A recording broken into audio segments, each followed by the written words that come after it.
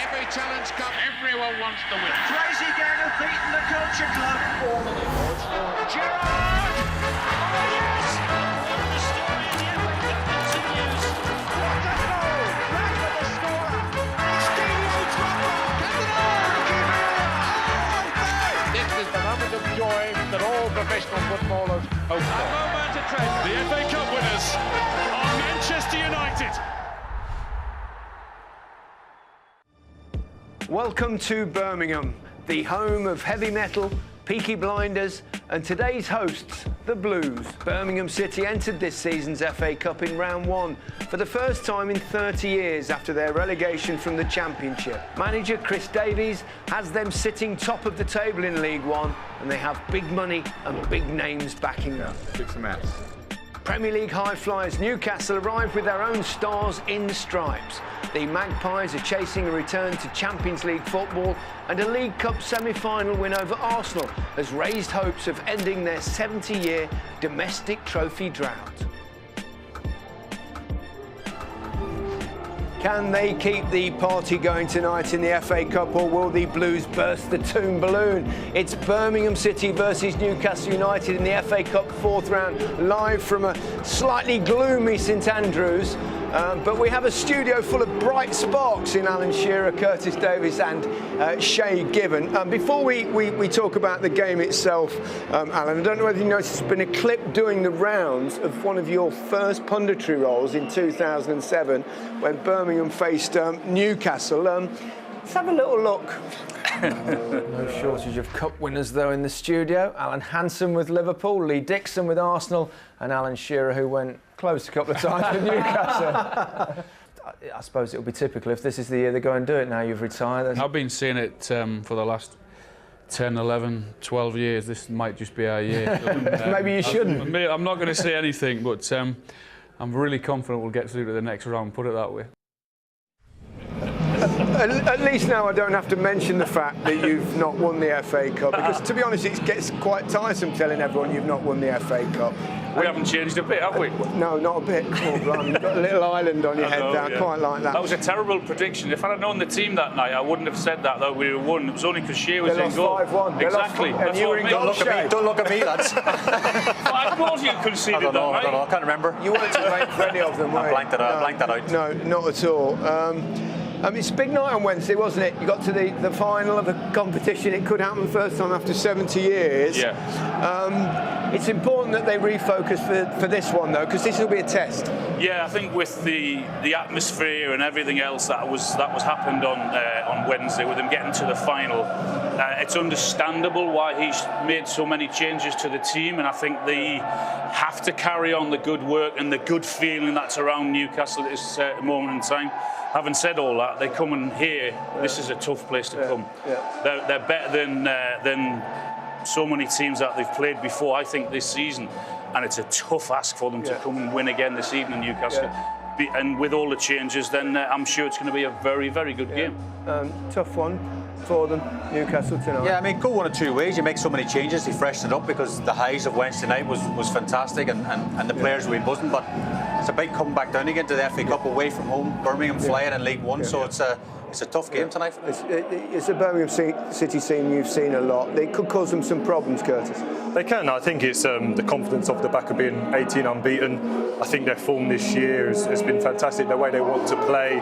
You know, Jay Stansfield, obviously a player that has come for a record fee in League One, a reported 15 million.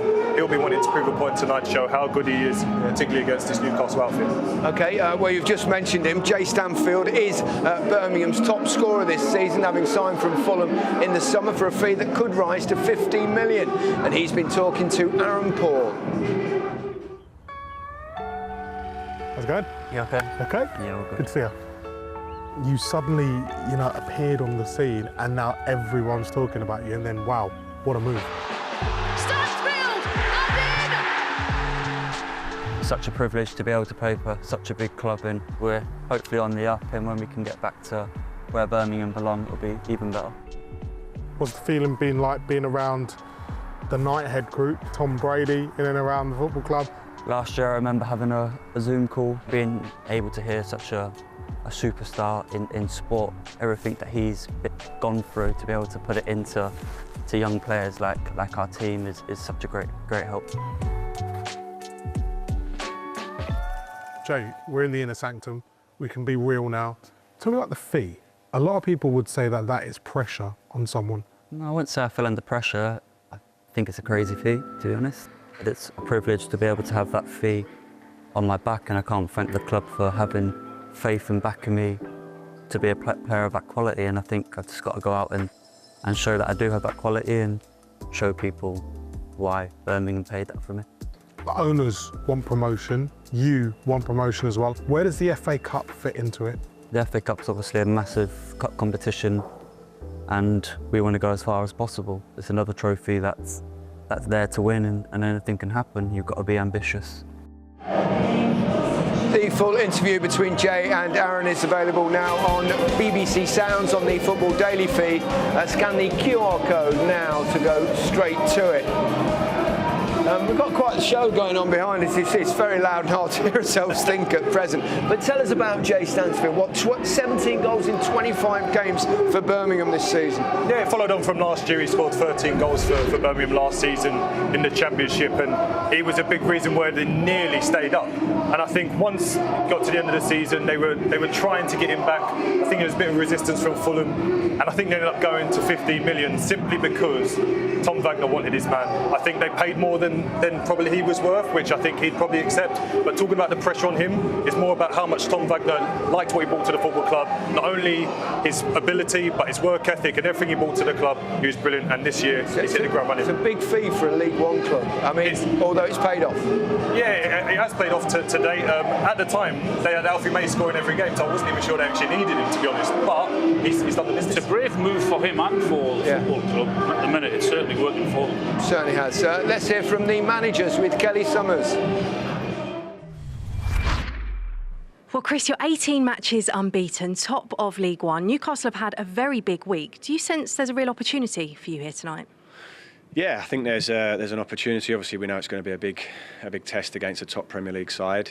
We are in good form at our own level, and we're obviously really looking forward to the game. We know you've got big aspirations as a football club, but what do you want to see from your team tonight? I think we've got to strike a balance tonight between being ourselves and being everything that's got us this far, but respecting and adapting to the opposition accordingly. So we need to strike the right balance. Obviously, I want them to enjoy the occasion in the sense that they deserve it and the club deserves it. But in terms of our performance, we need to strike a good balance. Well, Eddie, let's take a look at your team first. 9 changes. Is that a reflection of the week that you've had? Yeah, I think it's a reflection of that. I think to a degree you have to take in the psychology of the week we've just had. The Arsenal game was a huge effort from all the players. We're aware we have to manage this game. It's going to be a difficult game. We want to try and progress, so we've got to try and get the balance right. We've made a number of changes, but I still think it's a strong team. How do you lift your players after the high and all the emotions of midweek? I don't think lifting them's necessarily the challenge. I think it's just the turnaround of games is so quick that you've got to refocus very quickly, and this will be a totally different game. So the characteristics needed from our last game to this totally change, and to do that you've got to really narrow focus on what you want to deliver. So a lot of expectation from us on the team today. Really want us to play well and try and progress through to the next round. Yeah, 9 changes Newcastle have made, Alan. You're not normally a fan of managers playing weakened teams, but are they special circumstances this? Yeah, I think so, because of, Eddie said it, because of the high, because of the atmosphere, because of the result and where they will get to in terms of Wembley, and then it's this game. So from that point of view, I understand why he's made so many changes. I think the fans will understand that also. But it's also a great night for these players who are going to be given a chance to say, well, there's something huge at stake to try and aim to get to Wembley, because it's an opportunity for them to say to the manager, I want to be involved in that, I want to play, and they have to play well tonight. And he said that in his interviews in the last couple of days. An opportunity for Nick Pope comes back. So he'll want to take that chance, won't he? Because his replacement did so well. I think, Gary, the whole team will want to impress. There's a big final coming up on the 16th. Everyone wants to start in the final at Wembley, but obviously Nick had his injury concerns recently, and he's come back now fit. He's back in the starting lineup, and he'll look at the game tonight as an opportunity to think, if I play well tonight, they got Man City the weekend, can I stay in the team, and especially with the cup final on the horizon. Yeah, fabulous atmosphere out there. I hope they switch the lights on at some point, although it'll be a bit dark. Callum Wilson in for Isak. I mean, he's going to struggle to take his place, but it's also an opportunity for Callum because he's had so many injuries, hasn't he? Yeah, I mean, you can imagine how frustrated he's been sat on the sidelines watching Newcastle do really well, watching a competitor of his, albeit a teammate in terms of his position, scoring the goals and getting all the plaudits, and rightly so. So, again, very much like a lot of the players tonight, he's got the chance to say to the manager, if I score goals, I want to stay in the team. And also his contract's up at the end of the season as well. He'll want another contract. The problem he's had is that he's had too many injuries. The fact Newcastle have made so many changes, that'll make Birmingham fancy their chances a little bit more, won't it? It'll give them a little edge. I think they'll be respectful of the fact that the changes they're making are all good Premier League players. So I think they'll want to impress. Chris Davis is very confident in his ability in the way his team plays. So I think he might almost go toe-to-toe with Newcastle, which could suit Newcastle. But we'll see as the game goes on how it develops. Well, as you can see, the two teams are making their way out of the tunnel onto the pitch here at St Andrews. No gladiators this Saturday tea time on BBC One, but we do have Guy Mowbray, who's alongside Matthew, the Titan, Upson. Thank you, Gary. You don't know just how delighted he is with that. Hello, everyone, and welcome to the home of Birmingham's Blues since 1906. When the site this stadium was built upon was described by club director Harry Morris as a wilderness of stagnant water and muddy slopes. There's something in those words that fans of Birmingham City can relate to in over a century of up and down history. After another down last season, it's League One for now, but maybe not for long. The lights are back on at St Andrews. Huge investment, high hopes, realistic dreams are in the air. Chris Davis is one of the men responsible for that. Appointed on the 6th of June last year on a 4-year deal. He had a long association with Brendan Rodgers as a coach. Spent last season as an assistant to Ange Postecoglou at Spurs, incidentally losing twice to Newcastle in the Premier League. But he has motored his team to the top of League One. They look a good bet for a quick return to the Championship. As for Eddie Howe, well, he's already got his team to one Wembley final. And they won't be taking this one lightly. Not against a side that is 18 games since they last experienced defeat. So do the teams. Birmingham have Northern Ireland international Bailey Peacock-Farrell in goal. Ryan Alsop has been the regular keeper. Ben Davies on loan from Rangers has brought experience to the backline this season. The Scotland connection continues with Tomoki Iwata, twice a Scottish Cup winner with Celtic, and with Kieran Dowell, another borrowed from Rangers, he only signed 2 weeks ago. Then the golden boy, Jay Stansfield, 17 goals this season, 3 in the last 2 games. For Newcastle, 9 changes from Wednesday's League Cup win against Arsenal. Nick Pope plays for the first time since the 7th of December. He's back after a knee injury. Dan Burn, one of the 2 players staying in to start. He's back at the club he played 28 times for over a decade ago. Bruno Guimaraes also plays again with Sean Longstaff and Lewis Miley alongside. Miley the scorer of a lovely goal against Bromley in round 3, as was William Asula, who's in the front 3 along with Callum Wilson, returning from his latest frustrating injury layoff in the week. This is his first appearance in the FA Cup for Newcastle United. Well, Jay Stansfield has been in terrific form. He cost a lot of money, particularly for a side in the 3rd tier. But Titan, Matthew Upson, he's justifying that price tag. He is, and listening to him before the game, he is a very calm, cool customer, and you feel there's going to be that one chance in this type of game this evening. Is he going to be cool enough to take it? Callum Wilson is just a couple of goals away from reaching a half-century for Newcastle United. Another frustrating season, hamstring being the latest problem between December and just the other day.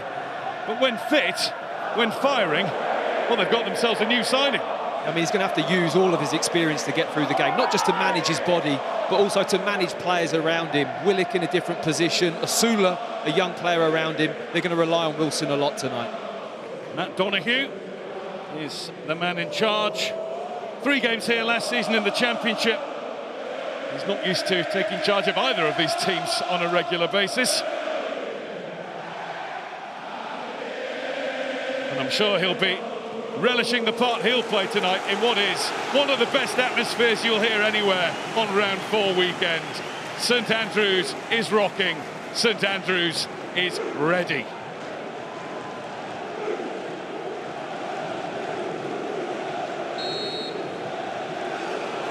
So Birmingham and Newcastle start on the referee's first whistle. Well, it is that time on a Saturday evening.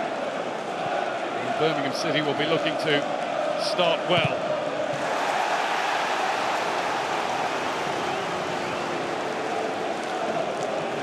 Well, what a great start that actually is. Really positive play, get the ball forward. You feel Birmingham are going to get it wide, get loads of crosses into the box this evening, put that Newcastle back 4 right under pressure. Work to do for Newcastle United already. Deep corner headed back in, and it's into the net! Hammered in by Ethan Laird.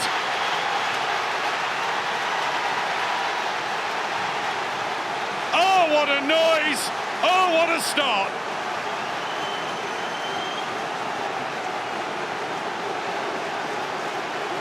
Inside a minute.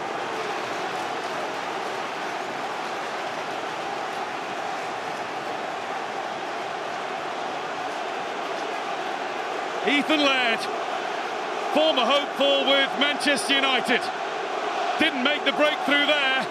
He's made it here tonight. I'll listen to the guys beforehand. You feel this game's going to go one or two ways for Newcastle. Well, when you make those amount of changes, something like set plays is a key part of organisation, understanding each other's role and position, and they're just a little bit loose here. Newcastle, really well planned corner, sent to the back post for the head back across, and then I think once this comes back in, it's right in that danger area. It's anyone's ball, and Laird makes it his own. What a start. Well, it was definitely on target, so no matter the big deflection of Callum Wilson, it is Ethan Laird's second Birmingham City goal. The other one was a winning goal under a month ago. 1-0 against Exeter City. Well, he's beating another team from St James's Park 1-0 again. You know, it's been a long time since I've been back at this ground, Guy, and I have to say the atmosphere is bringing back memories, because this place, when it gets going, it really is tough to play out for the visiting team. And Matt has 128 memories of playing in front of Birmingham City supporters. Very fond memories. Yeah, and they were good times, weren't they? They were, and just the atmosphere in here, it really has come to life. They made a big effort tonight to really get it going, but that early goal really has set it off. Proper football ground, giving us a proper atmosphere and a proper FA Cup tie. Why does it always happen? It's incredible. And Birmingham are going to try again. Mark Leonard to put it into the box. The Newcastle players trying to set themselves a little better this time. Another really good ball in. Tries to shoot, but Tomoki Iwata won't do that. He might now get burned as well, because look at Joe Willock go. And Willock gets the ball in. Too far in front of Asula. Wilson will continue to chase, but it's behind for a goal kick. The speed of Willock's break made it very difficult for any of his teammates to keep up with him.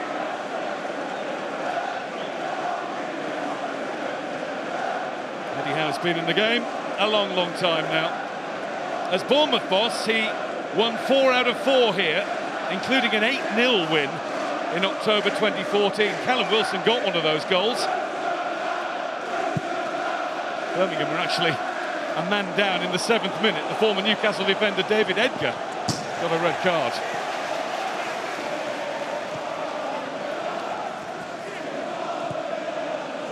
Way back by Dal. And it's all the way back now with Clara.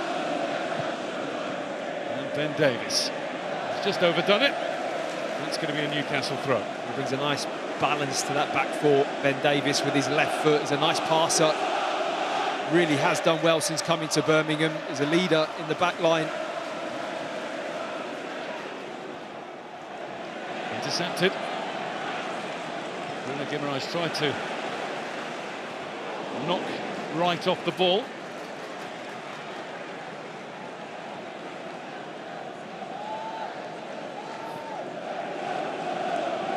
Across to the Austrian Christoph Clara, and he's going to play it back to Peacock Farrell. He lost his place in the Birmingham goal at the end of September, and he has played the last 2 FA Cup games. They're looking for Laird on this right-hand side from the goalkeeper every time with the longer kicks. I mean, he's really getting up well and winning every header. That was Kraft. Here's Livramento. Osula.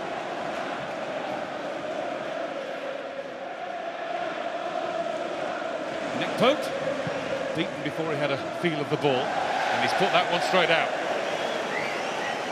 Eddie Howe spoke about it before the game, but it is a balancing act, isn't it? Making the right amount of changes for a game like this in the FA Cup away from home. You add all that together, and if you don't quite get that balance right, you end up with a really tricky evening. It started very difficultly for Newcastle. Just trying to get themselves into the game as an attacking prospect now, and they've got a free kick because William Osula in the... Well, it was the very definition of being upended.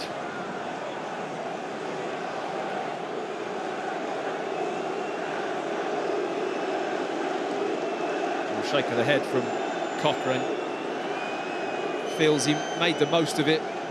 The young Newcastle attacking player. It doesn't do too much here, Cochrane, to be honest. I mean, he does overcommit to the challenge. It's not a massive amount of contact, but certainly looked like a free kick. Didn't put the brakes on.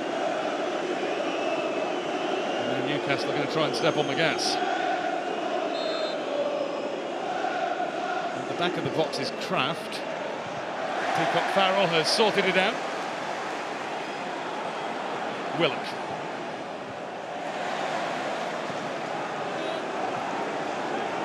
Bruno Guimaraes.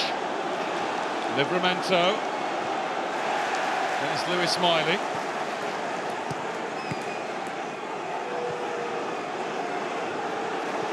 Livramento.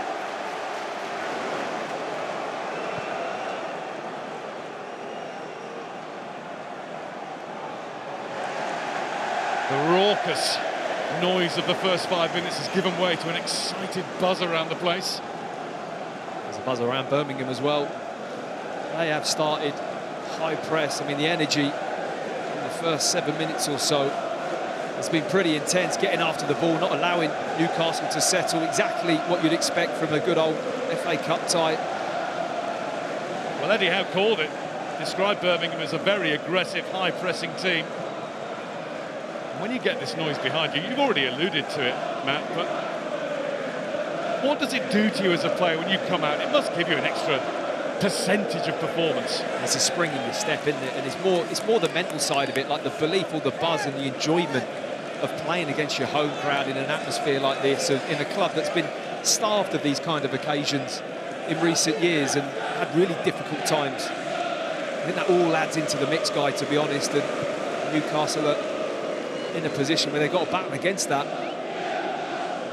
Birmingham started this round as they did the third. They were in front after 32 seconds in the last round against Lincoln. Lincoln, Newcastle, no matter. They've come out charging. The plus side for Newcastle, they have plenty of time to turn it around. Here's Joe Willett. He's seen plenty of the ball earlier on. We'll come back to him though. Dan Burn.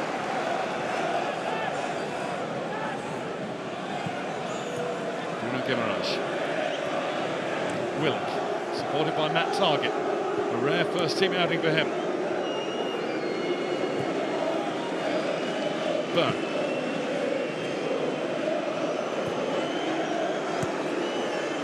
Osula. Full of confidence. A sign from Sheffield United last summer. He's having to wait for his chances. He seemed determined to take this one tonight. He's very sharp with his feet, doesn't he, Osula? Quick across the ground. Likewise Joe Willock, but he's been stopped in his tracks by Ethan Laird. He's right up for this, isn't he, Laird? Tackles, goals, winning headers. He's up and down that right-hand side. You can see it in the eyes. Yeah.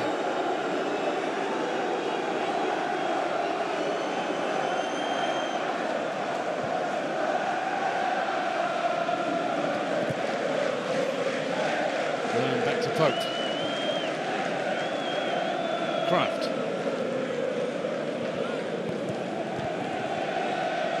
And this Newcastle selection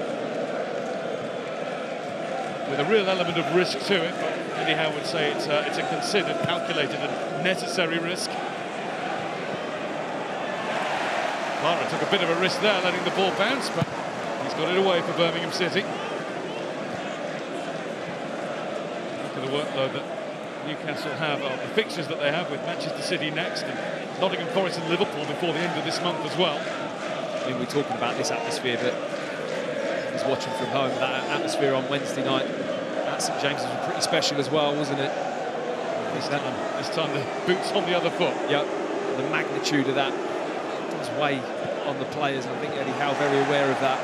It's good work by Livramento. If he can get there, he did. There might be an opportunity now, but that's a good block tackle by Clara. Sensed the danger.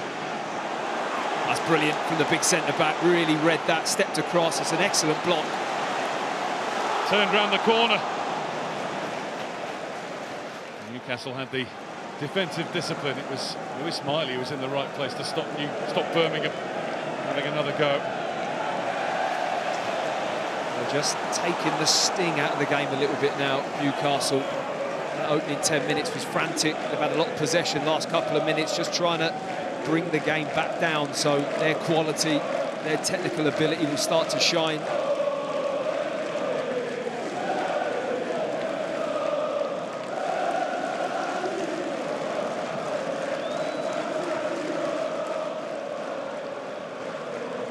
Emil Kraft with a little bit of time to be able to find Nick Pope.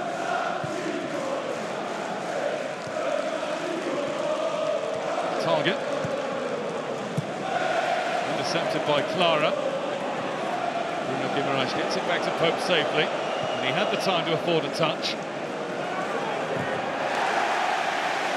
Not many Newcastle players are getting time on the ball though. Stansfield in to slam the ball out. Yeah, that's his work rate. Said about it before the game. Goes about his business. He's quite unassuming, isn't he? He doesn't get the most animated when he plays, but he's so efficient and professional, hard-working, really does a good job right from the front of the team. Livramento's throw into Lewis Smiley. Here's Clara. He's going to go all the way back to Peacock Farrell.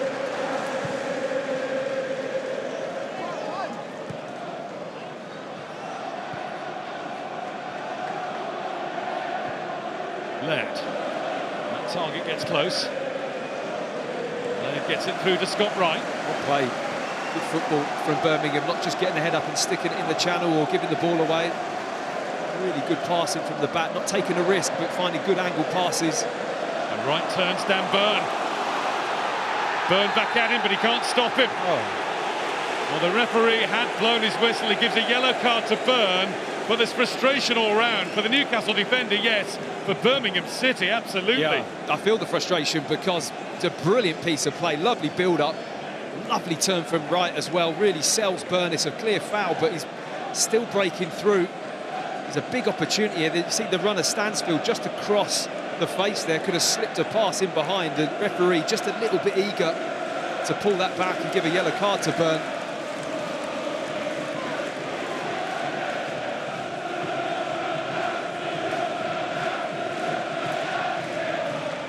Leonard. Find another good ball in. Look at Dan Burn, ushering all of the players in black and white stripes as far out of the box as they dare to be. Chip to the back again. Clara waiting for it. And, oh, what a save by Pope. It was a terrific effort from Keshi Anderson. And he had the freedom of the pitch to try it. Wow, what a hit.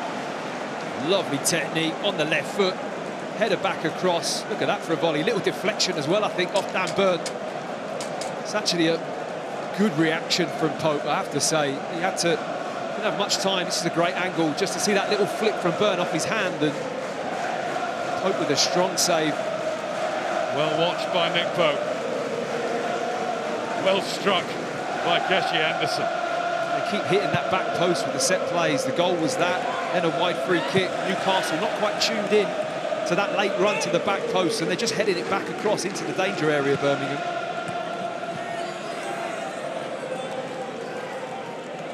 Well, Eddie Howe knew it would be like this.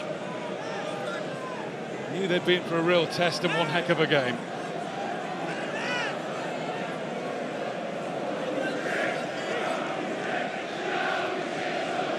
Right. Anderson wants it left. Wright didn't look that way. And he overdid it. Just kind of opened up for him, though, didn't he? I can understand why he's overrun that, right? Nobody really came out to confront him. Newcastle just held their position. He's looked bright at the start, hasn't he? His touch inside the pitch ends up very central. Hasn't been starting too many games, Scott Wright. Another who's come from north of the border. He was at Rangers. He was successful for Aberdeen before then. Just evaded there as Dan Burn got it away to Matt Target. Clara, safety first.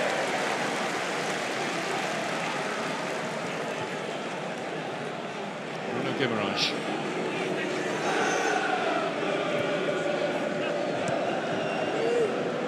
Returned by Burn.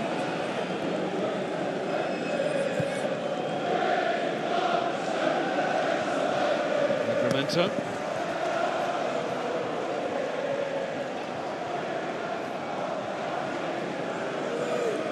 are the moments where Birmingham have to be clever and just conserve their energy, be solid, hard to break down, but as this game goes on, fatigue and tiredness, you know, they're pressing quite high, but when Newcastle have that ball and they want to drop off, just get a breather. Well, it is a particularly valid point. We talked about Newcastle's workload, but I think there'll be fans of football league clubs like Birmingham scoffing at that. Talk about workload, we have it every week. Yeah. What, they Tuesday again, aren't they, next week? Yeah, Cambridge United on Tuesday. Shows where Birmingham are now. First league meeting between them teams since the mid-90s.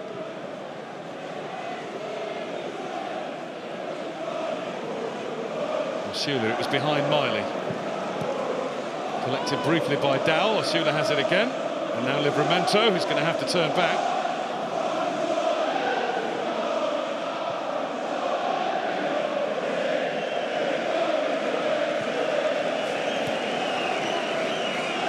Target. It's the Newcastle fans who've just been singing about going to Wembley. Well, they are in March for the League Cup final, but Birmingham fans might be tempted to join in. They're only one step away in the Football League trophy. Drawn against Bradford City in the semi-finals today.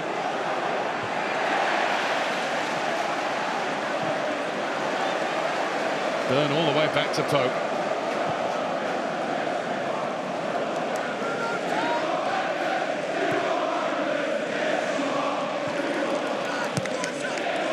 Target.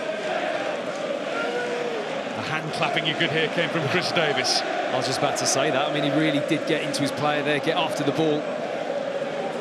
The message was clear. Well, that's not a shock, is it, those possession numbers? As expected, and they'll be happy with that. That's not an issue for Birmingham. It's a good tackle on Longstaff. Wright then plays it back to Clara. Problem for Burn. Problem solved-ish. He's got another one now. But Dowell's back heel Doesn't find Stansfield. He wasn't expecting that to happen. Nice idea, though. I don't think he had anywhere to go there, Dow. Just knew Stansfield had pulled off on the touchline. It's not a bad record that Chris Davies has got for himself as the boss of the Blues.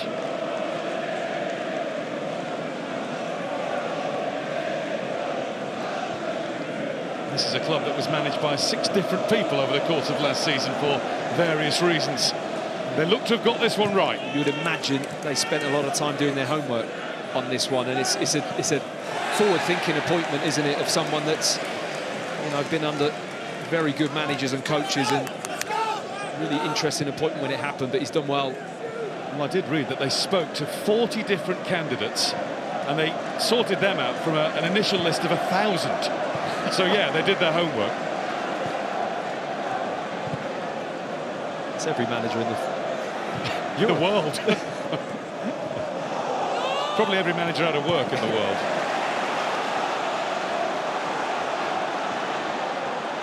Stansfield.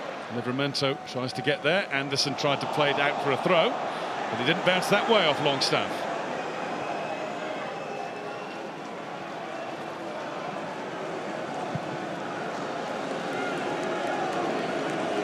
Target.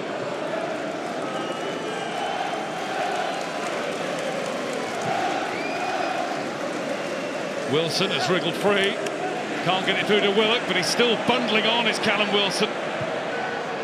Chipped into the box at the back, it's Osula. Willock tried to turn it in. Second attempt is high. First attempt was incredibly kept out. What a stop that it is. Oh, hang on. I don't know if it is a stop. No, it went in. It went in. Can you believe it? I wondered how he hadn't scored, but it turns out he has scored. Assistant referee, top of the picture, look at that. Immediately put his flag in the air and waved. Yeah. I mean, it's very, very tight. I mean, that's a tough one to call. Very tough to call. Actually impossible to tell. I mean, it's the first real time Callum Wilson has got in the game, and he's really made something happen. Lovely turn, used his strength and body, got the wrong side of Ben Davies. Well, it's an understandably low-key celebration from Joe Willock, because he was still getting over the disappointment of missing second time round. Wilson's ball in, it was well played there by Osula, and Peacock Farrell paid the price for being, well, a good foot behind his goal line. Momentum took him there. I mean, it was a great reaction, wasn't it? And it's the whole ball over the line. Oh, wow. That is very, very close. I mean, these are so hard to tell unless you have a camera line along the angle of that goal line. You know, that the angle doesn't tell the true picture, does it? Well, no VAR, no GLT. No. In the 4th round of the FA Cup. We saw last night how influential that was. It could be influential here as well. Birmingham City won, Newcastle United won. First real time, wasn't it, that Newcastle even looked like a threat. To credit Callum Wilson, it was good hold-up play, maybe a little bit eager for Davies to try and win that ball. He just used his body and rolled him really well, and then got onto the loose ball, and the rest is history. Well, Matt Donoghue, the referee, got the signal from Nigel Lugg, who's got the flag over on that far side of the field.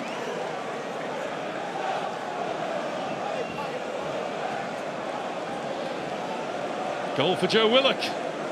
Big moment for Mr. Locke. Got razor-sharp eyesight. As well as good ears. Birmingham come again.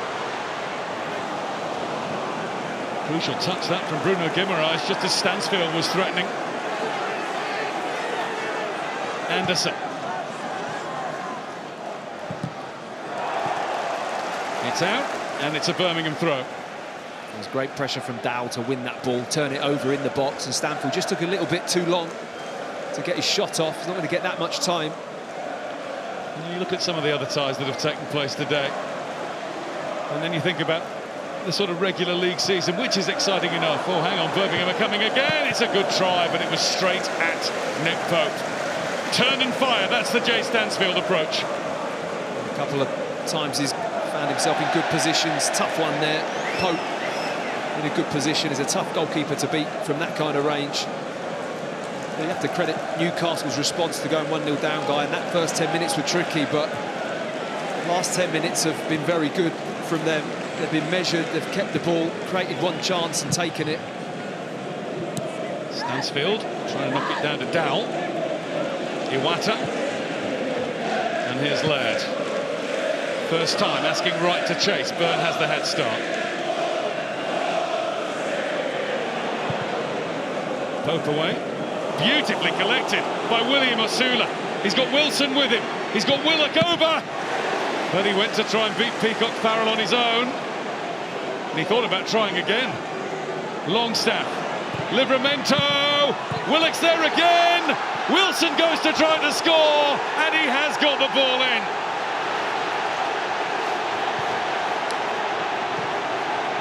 And Newcastle United have turned this around pretty smartly.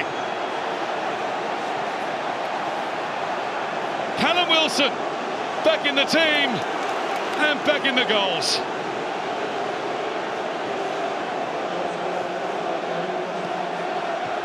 You can't deny the quality of the build-up of this goal. It all starts with Pope. He spots Osula in a position, and what a first touch that is. You're not going to see many better. Tough ball to bring down, and he's cushioned right into his path. He then gets the shot off, and he has the sense just to offload that ball, which I really like. That his chance was over, and it recycled again. Lovely overlap from Livramento, and then it is just chaos in the box. I think Willock's first effort was blocked by Osula. Yep. I think he does get in the way, and then it is just lingering in the air for somebody to get that final touch, and it's Callum Wilson with his studs just tapping the ball into the back of the net. The Birmingham claim is that it's dangerous play, high feet. That's what they're appealing for in the end, but yeah, Peacock Farrell's not in the vicinity. No, I think he's just got to use any part that he can to get to that ball, and he knows that his studs are the only option really to do what he did. You don't see that often, do you? The ball in the net as one of your teammates sits in it. Birmingham City 1, Newcastle United 2. Cracking play though, wasn't it? I was going to say that order's been restored. There's no order about this. It's beautiful FA Cup chaos.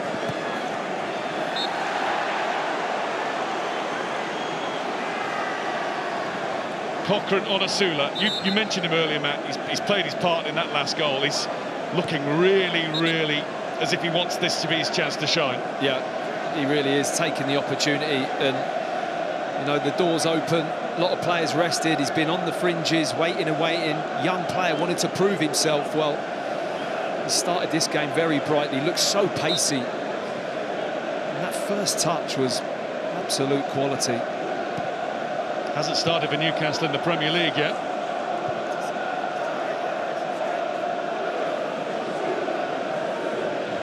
Can't get in the team due to the form of Jacob Murphy. And of course, if he wants to play as a central striker, he's got arguably the best in Europe in his way right now, Alexander Isak, who's amongst the subs, and now he's got Callum Wilson to contend with.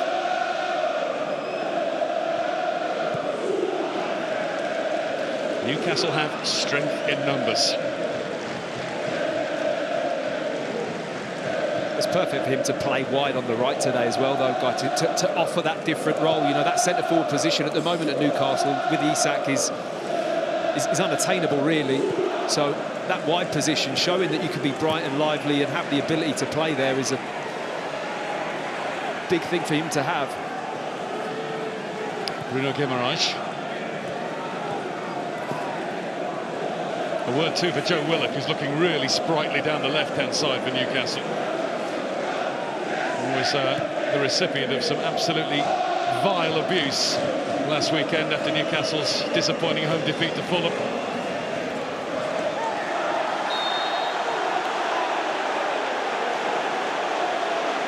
And Keshi Anderson's fire is lit here. He's not happy with Osula.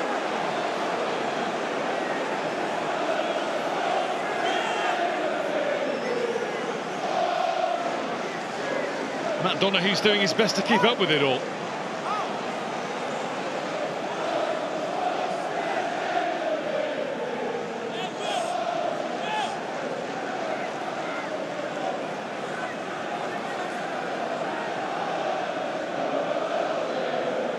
Peacock Farrell with the Birmingham clearance, and all of the outfield players bar one, bar Callum Wilson, are in a pretty tight middle third.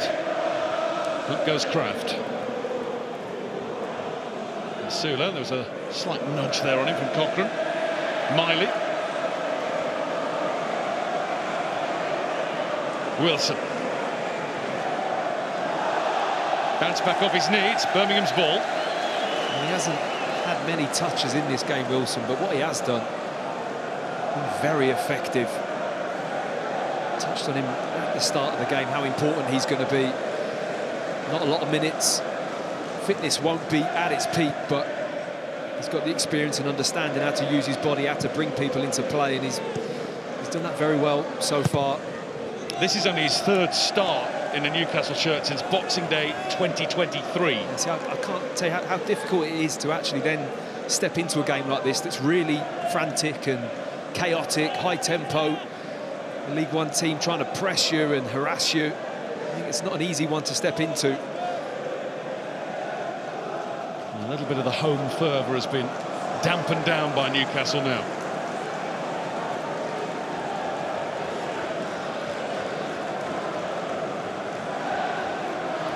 Chris Davies is trying to rev his troops up again.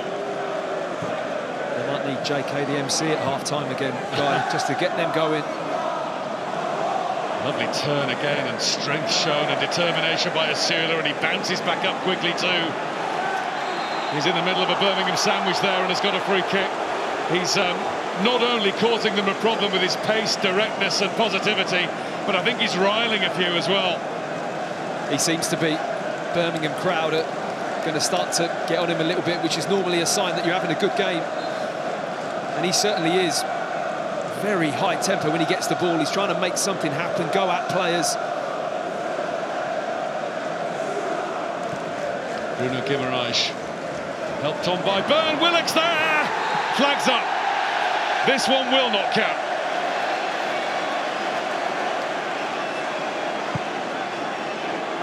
Last time that flag went up, it was to signal that Newcastle had scored. This one rules the effort out, and rightly. Yeah, looks a good call. Yard offside on the flick on.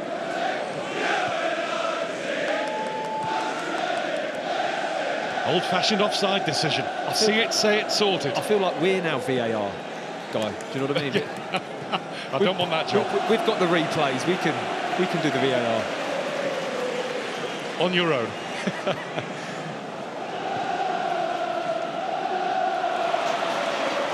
Leicester fans might have wanted you last night. I could picture you in the hub. In from Anderson. Oh, it's wide. And Jay Stansfield doesn't usually miss those. He'll be disappointed. And how early does the ball come in? Anderson doesn't try anything flashy, wants that half a yard. What a ball that is. That is pinpoint. You can't get a better cross. Just over the head of the first defender and should hit the target. He'd be so disappointed with that. Jay Stansfield, we spoke before about that one chance. I think it's off his shoulder, Guy. I don't think he actually makes the contact. The only thing I can say is that first defender might have just blocked his view a little bit, and he doesn't quite get a clean line of the ball, because that should be 2-2. Well, there you go. Both these teams very adept at coming from behind. Newcastle have shown it already, and now it's Birmingham City that have to try and continue what they've been doing most of the League One season. Can't see our studio from here. Even though he won't have wanted that to go in, I bet Alan Shearer was off his seat heading it in.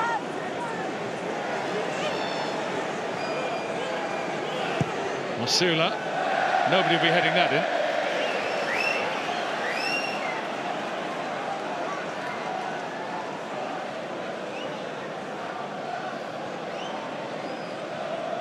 Well, a few eyebrows raised when you looked at the Newcastle lineup, saw all the changes, but Joe Willock in, William Asula in. There might not have been had Eddie Howe gone in quotes full strength. They're playing their parts. That was a good ball from Wilson in as well, and that is very tough to call whether that is fully crossed the line. I mean, from the pictures, you'd have to say it is the right call, probably, but I think unless you're along the line, you could never know for certain. Well, this one went in.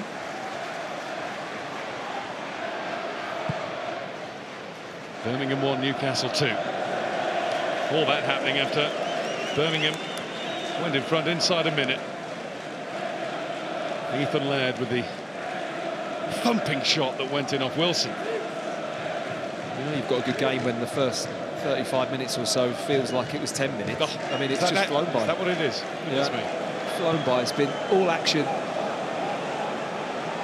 Burn. Target. Here's Clara.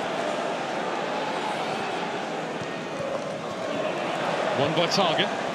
Feeding Willock, who's got to do this by himself to a large extent. And he's going to. He's off balance, but he keeps on. And he finds Osula. Osula chops back, and the shot smothered. And the next one's taken away from him. At the end of it all, it's a Birmingham goal kick. How about that wing play from Joe Willock there? Brilliant running with the ball. Dropping his shoulder to go outside, but coming inside, offloading it to Osula. And I think Clara can just see that left foot is going to be wound up for a shot. He makes a really early slide to block that ball. It's another good block. He's made a couple in this first half. The Birmingham captain.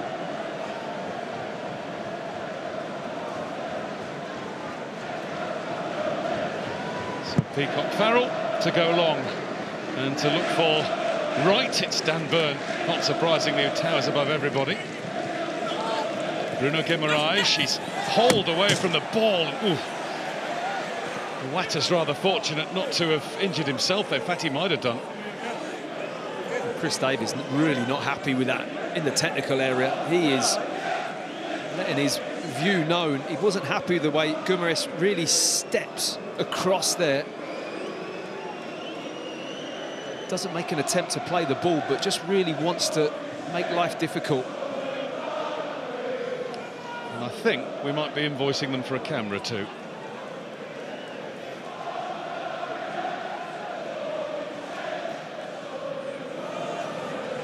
Knocked down by Kraft. And he plays it over the top. Lovely ball for Wilson. Well spotted by Peacock Farrell. Osula now. Well, he saw the keeper backpedaling, but even if he got the elevation, that wasn't going to happen.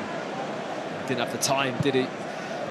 Dropped straight back onto his line after coming out. It was good goalkeeping, actually. Being sharp on the edge of the box is something Newcastle are looking for now. Just that little lobbed ball over the line of the back four of Birmingham.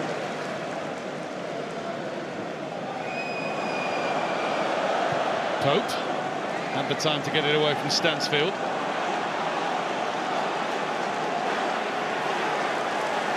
Pressure on Kraft, who does let the ball roll and has got the throw-in.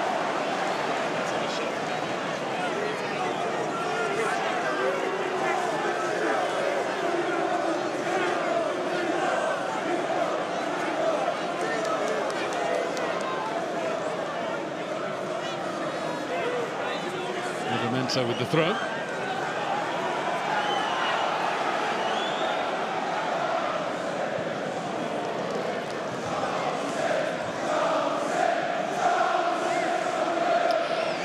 Well, it's not half-time yet, so we've barely scratched the surface. Talking of which, that's the view from the camera that Iwata just clattered into. You weren't wrong, there's going to be an invoice. Well, they cost a bit. Connor's all right.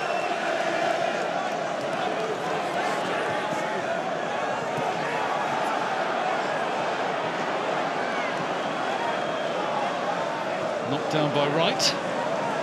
Newcastle struggling to clear.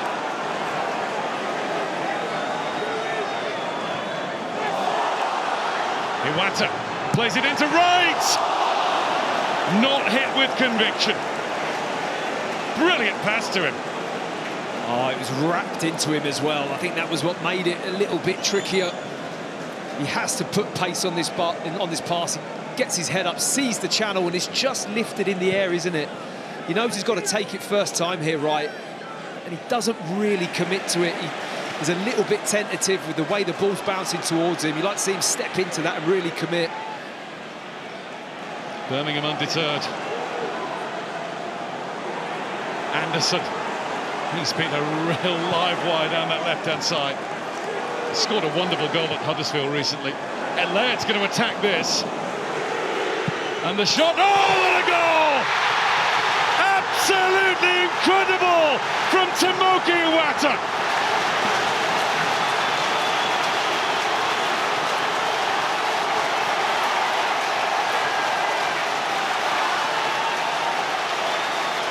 You won't see a shot hit harder all week.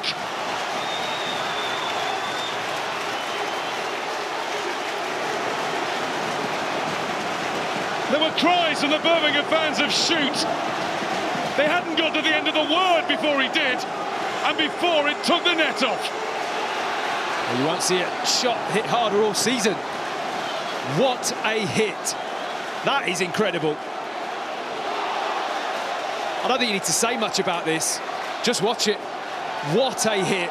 On the volley, sat up, just bounced in front of him. I mean, it's just unbelievable. I mean, it's almost kind of like a hybrid half volley, the way it's sat up there, and he's running onto it with the pace. Strikes it so cleanly into the roof of the net. Oh, just a fantastic goal. You're not going to see much better. 6 goals in his first 14 Birmingham games. He's since gone 10 games without scoring. Then that. Keep right on is echoing around St Andrews, the Birmingham City anthem. Yeah, almost speechless having seen that. And a good job Ethan Laird got his head out of the way. It would have gone with it. Not seen many better, to be honest. When you think of the goals, it's hard to think of many better strikes than that on the run. Ball sat up the way it was to hit it that cleanly. Birmingham City 2, Newcastle United 2. And they created a couple of chances just before that, hadn't they? Birmingham were really probing again and asking a question after having that setback at a second goal. What a way to draw. I'm sure that. Since you retired from playing, Matt, you've been asked a few times, when you're commentating, how do you not swear? Well, you don't. Yeah. It's not the done thing. Goodness me, you come close when that happens. My tongue's just got over being bitten.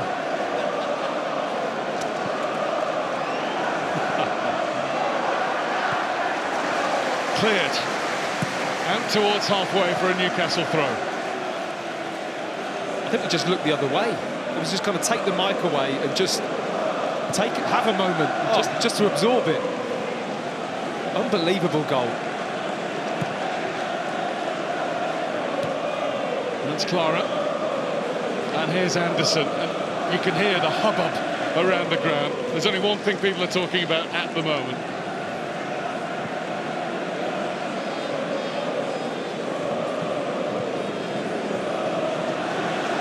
Stansfield chases. Byrne has time to find Pope. Target. Quite an appropriate name after what we've just witnessed. Pope.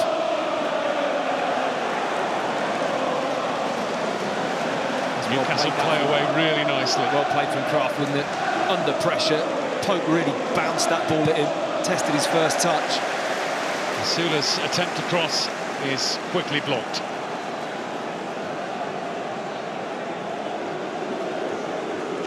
I still think there's a lull where everyone's looking at each other going, did you see that?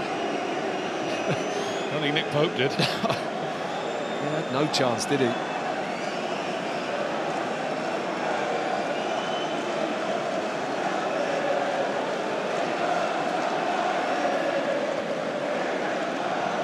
Wilson. Behind it goes. Newcastle United have a corner. Dan Byrne will make his long, slow way forward. I feel Birmingham need to really organise here. Looking at Clara just trying to get people around him. It's important. They get into that dressing room at half-time after what's happened in this first half. It's been a brilliant first half. Just to have the scoreline level will be a great position for them. Big Dan Burn hasn't scored this season. I suspect that will eat away at him a bit. He did score in the 4th round a year ago against Fulham. It's a bit of a mismatch against Alex Cochrane. I think Cochrane's just in there to do what he's doing. I mean, be a nuisance. His head's below Burn's chin. He is being a nuisance. Burn trying to move, Cochrane's holding on to him. Too high for Laird. Livramento.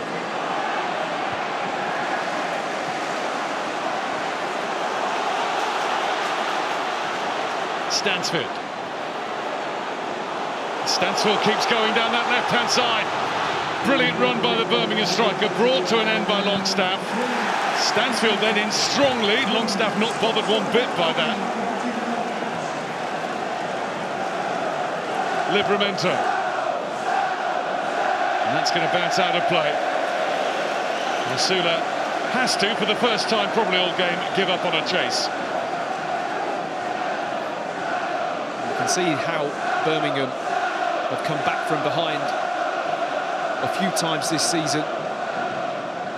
Credit to Newcastle as well, you know, that their shaky start, come back into the game. I mean, it's just toed and froed, hasn't it, really? Not been a dull moment.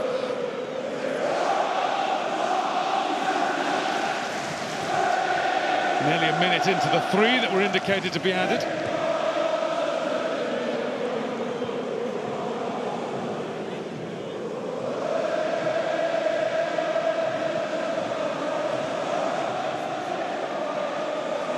Masula. He was spundled off it by Stansfield, and it's now going to be a decision Newcastle's way. And what's happened here? Osula still getting under Birmingham skins. Davis rushes in. Well, we thought this might have been happening. There are some in a blue shirt who are taking issue with Master Osula today. He's had that air about him, hasn't he, since the start of the game. I've really liked his performance. He's had a bit of edge to it, maybe a little bit too much at times, but he's certainly getting under the skin of the Newcastle players in how he's playing. Well, Bruno Guimaraes and Sean Longstaff are pleading the case for the defence. Yellow card, as you can see, is already out. So what exactly did William Osula do? And to whom? Matt Donahue, first of all, is calling across Keshi Anderson. And here we go. Osula is now on the scene. You have a yellow, shake hands and get on with it, will probably be the script. And they've both been a real threat, haven't they? Anderson up and down that side. It's been a good battle, and I think they've been engaging from time to time, but the ball gets lost, the tackle goes in, and then it is a foul from Stansfield. And then it's just a reaction, I think, from Osula. He doesn't do much, though, does he? I mean, he gets up and has a word, and then Anderson comes in and creates a melee. It's hard done by there, Osula. So it was a booking apiece. And we are ticking towards the end of 3 additional minutes. I saw Sean Longstaff went across to him and had a calming word. I hope he doesn't calm down. I want him on the edge as he's played all half. And that is it for the first half. An incredible 45 minutes plus 3. And it all started in the first minute with Ethan Laird. Then we had 2 rather strange Newcastle goals. Willock did get the ball over the line. Callum Wilson then put it over the line from very close range. And then Tomoki Iwata. Goodness me. Gary, Alan, Curtis Shea, over to you. There is a lot to talk about. There most certainly is, Guy. Who would have thought we'd have a scoreline like that at half-time? 2 goals to 2, end-to-end stuff. Brilliant 45 minutes or so of FA Cup football, Alan. Absolutely magnificent game of football. Two teams who've just gone at each other from the off. Newcastle struggled to keep up with pace with Birmingham in the first 15 or 20 minutes, and they deservedly took the lead. But I thought then Newcastle sort of killed the crowd a little bit, came back into the game, got a goal, got another goal. You think, here we go, but again, you've got to give credit to Birmingham for the way they came back at Newcastle, and we've without doubt seen without one of the goals of the round, and what an unbelievable strike it was. Yeah, he caught it so sweet. We'll come to that. We'll definitely come to that. Curtis, Birmingham done themselves justice in this performance so far. Oh yeah, Chris Davis said at the start of the game it was about a performance, that he wanted them to play out there and show how good they are, yes, but then it's obviously still about getting the result. The way they started the game was fantastic, as Alan said, the first 20 minutes fantastic. I think the composure that they managed to regain after those two goals, which obviously we will come to then get the equaliser. Iwata, if anyone's watched him this season, I think he scored 6 goals, 5 of them have been like that. So he's got a stock of it. So he's a very good striker. Scored one better than that, has he? No, not that. Not been an easy night for goalkeepers, Shay. No, plenty of goals, plenty of action, but yeah, exactly. Let's start with the first goal. Might as well take it from kick-off. Yeah, I mean, I think in any FA Cup tie, Gary, you say get off to a good start as an away team, quieten the crowd, get off to a good start. But this is the very first ball, back to Peacock Farrell, a long ball up, and Dan Burn, you think, it's an easy win for him, but a brilliant header, and it's sort of carnage from the start. Get off to a good start, nice and calm, and straight away they've got a corner. Me and Curtis worked with Dowell at Derby. He's got a brilliant left foot. But there's all sorts of wrongdoings from a Newcastle point of view, but take nothing away from Birmingham. He's just peeled off around the back. You can see Anderson. And the goal scorer, obviously, Laird's free as a bird in the middle of the 6-yard box. It's something they've clearly worked on. To come off after 40, say, look at the much space the goal scorer Laird has. He's free as a bird 6 yards out, and it's a brilliant start for Birmingham City. I think we can possibly understand it from a Newcastle point of view. New players haven't played so much, changed the team, so many players in there. But I mean, you've got 2 players who are not. There's not anyone marking within 4 or 5 yards. What a start for. I'll come back to you because Pope made an unbelievable save, didn't he? Yeah, we spoke about it after that, which would have made it 2-0. We spoke about him before the game. It's an opportunity. You want to get back in the team, and it's another set play. Gary, Al says they don't play together, which is right, but at the same time, it's a brilliant strike, and I think it takes a little bit of a nick as well on the way through off Dan Burn. You'll see the shot from behind. I think Nick Pope sees this really late. Look at that, the reaction. Fabulous. That's a brilliant save. As you say, if it goes to 2-0 in this crowd here at St Andrews, that would be a long way back, and it's a fantastic save. We know he's brilliant, a shot stopper, we really do. He's been doing that since the first day he arrived in Newcastle, and that's another fantastic save. Yeah, marvellous save. So then it was the turn of Newcastle to come back. A little bit of vulnerability at the back, but we need to see if it was actually over the line or not. There is goal line technology in the FA Cup, but not a League One side. There is in other games that have been played, so therefore we won't really know, and I'm not sure how the assistant referee could know. No, because he's certainly not in line. Look, we'll picture him there. He is. I mean, he's 4 yards from the line, and he's made a huge call there. We've frozen it there. We're still not sure whether that's over the line or not, but Newcastle will definitely take it. Because the camera's not absolutely in line either, is it? It's difficult. For me, you've got a linesman that has guessed. That's it. When there's no technology, he's had to make a call, yes, but for me, that's not definitive. We've stopped this about 100 times during the game, and we couldn't decide whether it was or not. And the fact that he's looking for a player as well, it's just a guess. I think you're probably right. Callum Wilson made it 2-1. Sort of goal that Callum scores. He's brilliant at it. He's a 6-yard player, a 6-yard bucket player. He gets so many goals. No, there's definitely nothing wrong with that. In fact, it's a great skill to have. They work it really well. I mean, Pope starts it there with a great pass. Sula does well with the touch, and he'll be so angry that he doesn't actually score this himself. There, he should be, but it's an assist though, Al. It's okay. Yeah. we'll give him that, but he should put it in the back of the net. There, he somehow misses it, but Callum Wilson's alive and he's quicker, and he gets his foot to it before anyone else does. It's reactions. That's what it is. Clara puts his hand up to call for the offside. He can probably head that ball. He's been doing that all his career. He's brilliant at that. He is, in that 6-yard box. He most certainly is. So at that point, you think they're going to start taking control. But Birmingham had a game back. Jay Stansfield had a really good opportunity with a header. Wasn't a good header, but I really loved his movement. If you watch what he does here, this is the movement of person who'll score a lot of goals. goals. Yeah, Keshi Anderson does good work here first and foremost to beat Tino Livramento down the side. But as you said earlier, Gary, he takes Dan Burn slightly to the back post, then he hits the gap. But once he gets here, just doesn't connect it. It's head then shoulder, goes past the post, and the man that's been in form recently, you really expect to score that, but it hasn't cost him just yet. Yeah, he worked it really well to get the space for himself. He'll be hurt. It's not that It's the goal we've all been waiting for. Oh, what a shot! Oh my word, what a strike. Just look at it also from a Newcastle point of view as well. Look, the lack of reaction from Bruno. He knows target's in trouble there, but the way he hits it, the technique is incredible. But my criticism with Bruno would be here. He fails to spot it early enough. Having said that, oh my goodness. What an incredible strike that is. On the half, volley. Oh my goodness, that's unbelievable. I think a Clark Kenton goal there, Gary's not saving that. That's an unbelievable goal. That's a goalkeeper saying that, isn't it? Isn't it some strike? He won't hit a better one in his life like that. So pure. Yeah. And on the move, it just, sometimes you stood there and you've got the composure to just put your foot through it. But I can't talk too much about goal scoring around you two, but that's fantastic. Well, nor can I. He scored one or two like that. You say that's not a fluke. He does that. He's scored a few like that. Yeah, he doesn't. I say he doesn't score many goals. I think he scored about 6 goals this season, and I think about 5 of them have been long-range strikes. Not as good as that, but he's known for that in Birmingham. Yeah, looking forward to the second half. Brilliant. Yeah. But before that, let's talk about 1 or 2 other games that played today. Leyton Orient of League One took on Manchester City in today's early game. Here's what happened.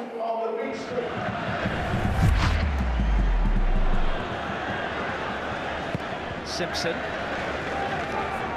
Straight to Diaz. No foul, and he's gone for it from distance! Oh my word, it's in! Absolutely incredible! Leyton Orient have the lead!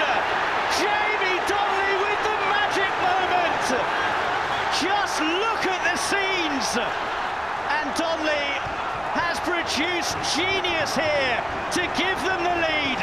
To shoot from there, to even think about it, it's a goal of a lifetime. Wow. Quick corner here. Grealish onto it. That's a good try, deflected it in, and City are level. Rico Lewis with the hit. It got a chunky touch on its way through. Rico Lewis hitting one from the edge of the box, and it just takes a ricochet. I think it actually comes off a City player. Is it Kusanov?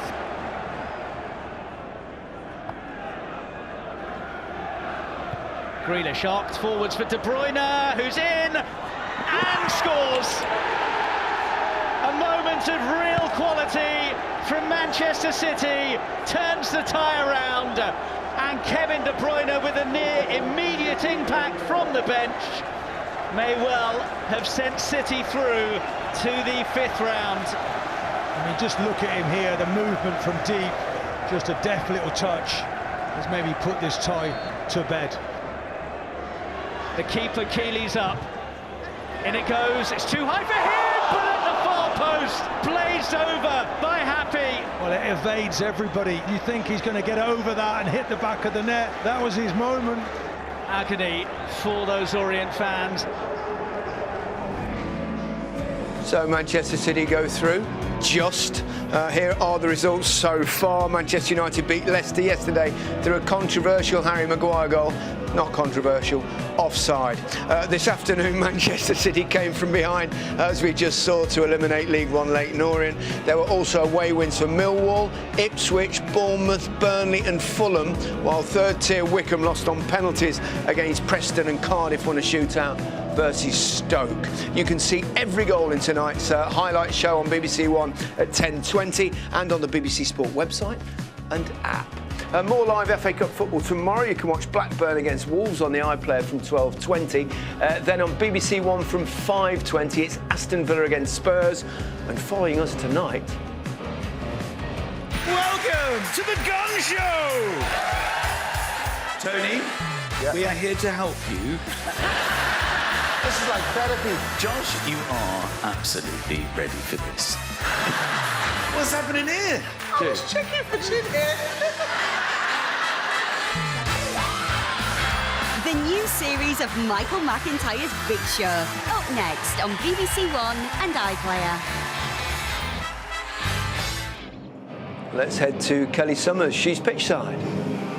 I am, Gary, but I was actually sitting in the stands during that first half with the home fans, and I tell you what an incredible time it is to be associated with Birmingham City. Pleased to say owner Tom Wagner joins me now. It was chaos in the stands then, wasn't it? What was it like in the director's box? Yeah, well, we don't sit in the box. We're right outside with everybody, and I'm surprised I have a voice left to speak to you. It was pretty good. I think the best part of this is, it's what makes the FA Cup so great. You just don't know what's going to happen, and it's why we play the game. Every game here is very exciting. You're having a remarkable season, 18 matches unbeaten, top of League One. We know you've invested on the pitch, though, but what's most fascinating about the work that you've done as an ownership group is the commitment to the wider city as well. Can you tell us a bit about that? Yeah, I think the number one thing we've seen is when we got here, the mood was very dour. But I've absolutely fallen in love with the rosy atmosphere that we now have, and it's something that I think is going to last forever. Yeah, it does feel like that at the moment as well. It's, of course, not just yourself. Tom Brady, NFL legend, is involved in the ownership of this football club now as well. He's not here tonight because he's commentating on the Super Bowl tomorrow night. Has he been in touch? Yeah, no, he's absolutely been in touch. I've got a load full of messages from him. He calls all the time. He's very engaged with Chris Davis and the team. Spends a lot of time talking about performance rehabilitation, recovery, mental attitude, all the things that he brought to his long and successful career he brings here. He is extremely engaged. I can feel my phone buzzing in my pocket. I'm sure he's, watching and paying close attention. So, Tommy, thanks for all the support. We love having you here, and keep it up. As for the second half, what do you want to see? More of the same energy and endeavour, I'm sure. Yeah, more scoring. This is what it's what makes it so great. We played really well. More of the same atmosphere, more of the same energy. I mean, it's great seeing the away fans here, getting everyone into it. They hate us, we hate them, for today anyway, and that's what makes us so great. Well, it was a brilliant first half. We're hoping for more of the second. Tom, thank you so much Pleasure. for joining us. We'll let you go in, because in case you hadn't noticed, Gary, it's a bit wet down here. Yeah, it's a bit of a damp old, chilly old evening. But Curtis, they're doing something special, aren't they? Trying to. They are. They're trying to, as I said before, they're trying to rebuild this squad, which they have spent millions on this squad. I think it was 30 million they spent this summer, and then in the window they've improved again. So I think they're trying to do things right with the football club, but also with the infrastructure of the club and of the city. I think they've bought a site about a mile away that's meant to be 60 acres, trying to build this so-called sports zone, I think it was called, and they're trying to take it to the next level, which they want it to be a super stadium of the Midlands. Well, last season they took it to the next level, but the wrong way. But it looks like they're going to go back now. Are the fans excited about what's happening here? Or I think if you speak to Blues fans, they're happy they can come and they can see their team win every week. I think it's been a while since that's happened. So they've enjoyed this season. They've all come back in their numbers to get their season tickets and stuff like that. And I think they feel that if they go up, they're in the right place to have a good go at potentially pushing again. I can't believe Tom Brady's chosen the Super Bowl instead of the FA Cup. I know. It's a bit It's rude, a beautiful isn't it? evening like this. Here we've got in the Midlands. And Especially to see one of the biggest clubs in the world as well. I know. Do you think? Beat me. I'll tell you what. Let's hope we get more of the same in the second half. First half was quite tasty. St Andrews is rocking. St Andrews is ready. And it's into the net! Hammered in! Oh, what a noise! Oh, what a start! It went in. Can you believe it? Goal for Joe Willock. Big moment for Mr. Luck. Wilson goes to try to score, and he has got the ball in. And the shot, oh, what a goal! Absolutely incredible! It's beautiful FA Cup chaos. Well, it doesn't get much better than that in the FA Cup, and second half's got a lot to live up to. No, absolutely. It's we're hoping more of the same. I think from a Newcastle point of view, they're going to have to tighten up at the back because they've given far too many chances away. They've missed some big chances. Pope's making wonderful saves, so they're going to have to tighten up. Yeah, and for Birmingham, they'll just keep doing what they're doing, won't they? I think keep doing what they're doing, but I think Cochrane needs to tighten up on Asula. Started to get into the game at the back end, and he started to create a few chances. It could be a long evening, Shay. It could be a long evening. Extra time and penalties, I think, if we stay now. But I think Eddie Howe won't want to take too many subs off the bench. We look at the bench, obviously Isak and Tunali and Co are on the bench if he needs to sort of dip into his guys on the sidelines. Absolutely. Who needs a Gladiators guy when you've got this sort of stuff? Guy Mowbray's with Matthew Upson. Thank you, Gary. It's certainly one heck of a duel. And as for going all the way, Well, 7 of the last 8 meetings between these teams here have ended in draws. So we could indeed be going the distance through to extra time and penalties. But I don't think we can predict anything for the next 45 minutes, just as long as we get something similar to what we've already witnessed. There is going to be a Newcastle change. I wonder if this was half pre-planned. Eddie Howe has talked about spreading the workload, so half a game for Bruno Guimaraes and Matt, half a game for Sandro Tonali. It certainly feels that way, doesn't it, Guy, to be honest, that at half-time he makes that switch. You would say that they're just going to share the load on this game, and now Tonali gets the second half.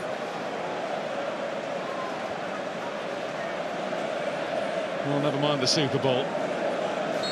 I am here purely for Birmingham Blues against Newcastle Magpies. It's been brilliant so far.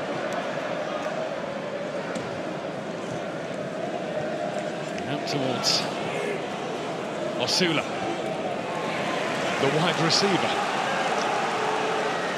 I think Cochrane needs Anderson back in on defensive duty a lot. It's a difficult balance to strike as the advanced wide player, but those one-on-ones with Osula's pace is very hard to handle.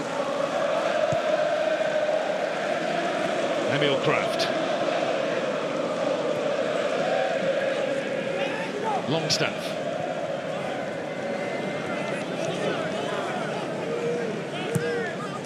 So the rain has been coming down in that half-time break, hasn't it? I mean, the pitch is now very slick and greasy, and yeah, it's very much got that FA Cup feel to it, this game. We are so cocooned in the oldest stand at St Andrews, we barely noticed it was raining. The old roof standing firm. Not like every ground in the country. Willock back to Tonali.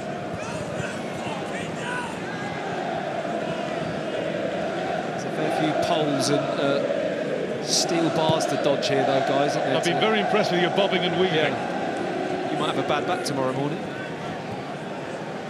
Here's Willock. Miley.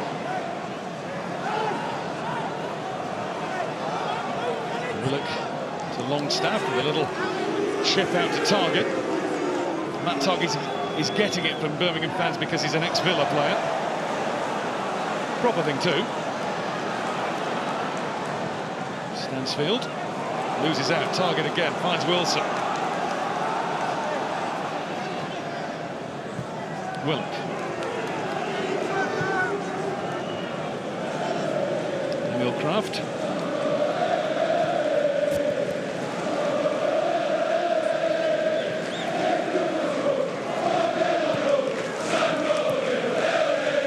Livramento. Dan Burn. It looks as though it's a purposeful plan for Newcastle to make sure they move it around, they keep the ball in these early second half stages. You don't want a repeat of the first half, do you, where Birmingham come out of the blocks and really set about them. They're trying to control the game a lot more. Osula shifting it. Big deflection on that. Willock is quite content to let it spin out.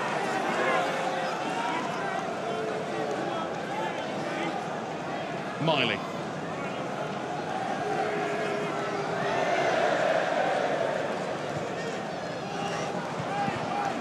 It's Wilson getting in front of Clara.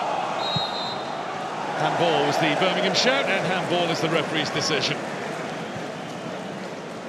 For a moment now, I thought that was going to drop really kindly to a Newcastle player in the box. Bruno Guimaraes has done his work. Nicely wrapped up now.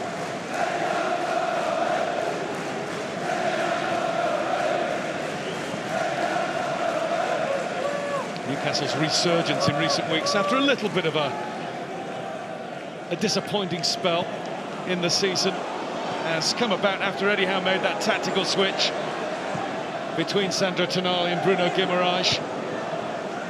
Guimaraes playing a little further forward. Tonali, the sitter and soaker. He's much more than that, of course.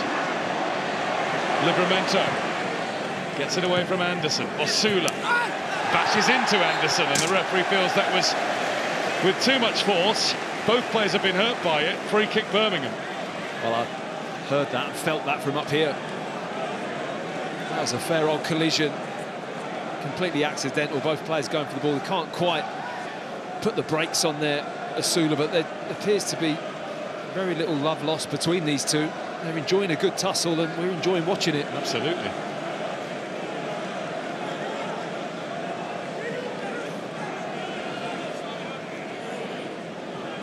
Keshi Anderson's in his second season at Birmingham. When you watch this sort of performance, it's hard to believe that he was signed on a free transfer after a trial, having been released by Blackpool.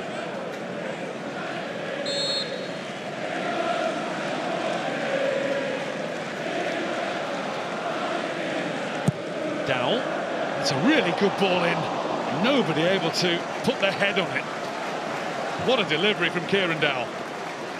When we talk about that gully that defenders hate and goalkeepers hate, and that's bang in the middle of where you'd want that ball to go if you're attacking it. He knows it. Top quality ball in. Former Everton, Norwich, Rangers man. Spells at Nottingham Forest, Sheffield United, Derby and Wigan on loan as well. He's been around as Kieran Dowell. He's a member of that England team that won the Under-20 World Cup in 2017. Some have found their way, some have lost their way a bit from that team.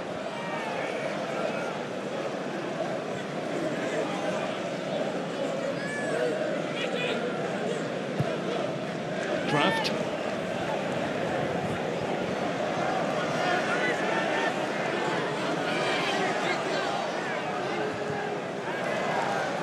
Off Laird.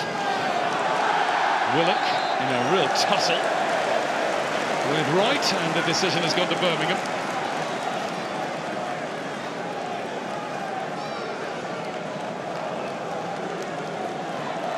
Birmingham fans are enjoying this. They love this kind of physical game. Certainly when I played here, they'd really get behind the team if we played in that physical way and were direct at times. We had a lot of success doing that, and the home crowd enjoy it. And Tom Wagner's clearly enjoying it. A little bit different to the atmosphere you get at a lot of big American sporting events. And he's bought into it fully, and he's buying a lot. It tends to revitalise the East Birmingham area. Talk of a £3 billion worth redevelopment. There's even talk of, if and when the new stadium happens, building a 1.5 mile long underground link from New Street Station. That's serious infrastructure.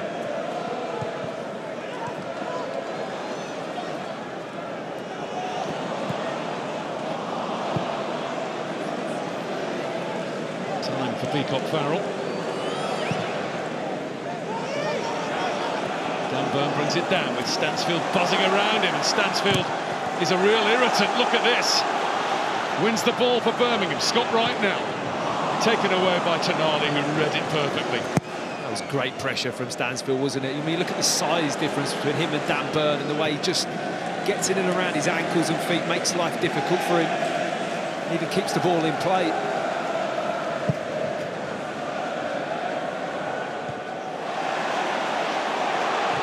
Played across by Laird. Livramento is able to tidy it up. Oh, he's not. Didn't do that decisively against Keshi Anderson. Anderson works it well to Cochrane. Anderson again. Leonard was on the move. Leonard. Pope thought about coming for that. Laird attacks everything. He's taken the adverts out. I'll tell you what, he loves attacking the ball in the air, this lad. He has won any ball that has gone diagonal across to the right-hand side. I hope he hasn't hurt himself on the advertising board there, really committing, but you fancy him at the back post. If he can just get a little bit narrower when a cross coming in up against target, I fancy him to beat anyone on the run in the air. He really does get a good leap. And something's jarred for him, and something has done for the rest of Dan Burn's evening. And there's a little wince from the big defender, and Eddie Howe will be very keen to ascertain the seriousness of this. Sven Botman is ruled out again just at the moment. He went off against Arsenal in the week with a knee injury. So Fabian Schär will come on. And I think Jacob Murphy's going to come on for Newcastle as well, so 2 changes at once. The grimace from Dan Burn doesn't look good. He's got that look on his face where he knows he's feeling something. And I don't think it's a shock, really. Callum Wilson's going to go off. We mentioned that he's been out with a hamstring injury. He's had so many injury problems over the last year and then some. And he's lasted 10 second-half minutes, or the best part of 10. And he's made his mark on the game with a goal, and he's returned to the Newcastle team sheet. Just interesting to see if Osula goes into the middle, and straight away Jacob Murphy runs over and says, "You're in the middle, I'm on the right," and in my usual slot up and down the right-hand side. Be actually good to see Osula play centrally now. That's where he wants to be. Yeah. And good to see Jacob Murphy playing in any game right now. He's scored in his last 2. He's got 5 this season. He's having the best season of his career to date. It's brilliant the way he's kind of come back into the team after being a player that looked like the future wasn't going to be at Newcastle. But credit to him, he's really persevered, and I think the coaches have really persevered as well, and is now showing really high-level performances for Newcastle. Shows how it's turned. 202 games. 92 of those have been as a substitute, but he has started 14 of the last 60. Finally a regular for the club he supported as a boy.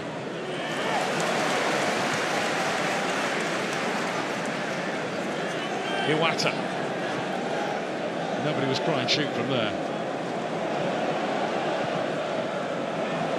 No way through for Laird. Leonard got there but took the pain of the challenge from Miley. And he's in a bit of distress, is Mark Leonard, as Peacock Farrell plays it out and Birmingham's players being urged to put it out. But the referee has called a hold himself. I'm not too sure what part of his body he caught. It looked like his shin maybe, because I think he was planted there, Miley, and just below the left knee, got the studs. The studs came in on the left shin, just below the knee. I mean, the slide tackle came very early, but Miley wasn't going to pull out and had every right to go for the ball. Leonard comes off worse.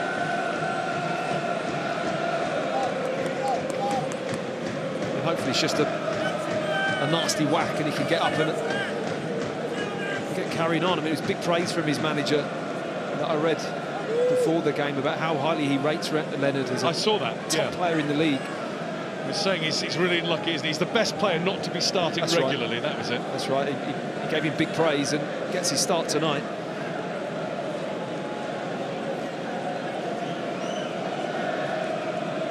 So 12 second-half minutes without a goal. We'd already had one. After 1 minute of the first half, scored by Ethan Laird. Swung his leg through it, went in off Wilson, but it is Laird's goal, and what a start it was for Birmingham. Newcastle didn't realise they'd equalised at first, but they had. Joe Willock's initial effort did go over the line, as did this from Callum Wilson after a swing and a miss from Osula. And we haven't seen this for long enough. We need to see it again, and again, and again. Tomoki Iwata.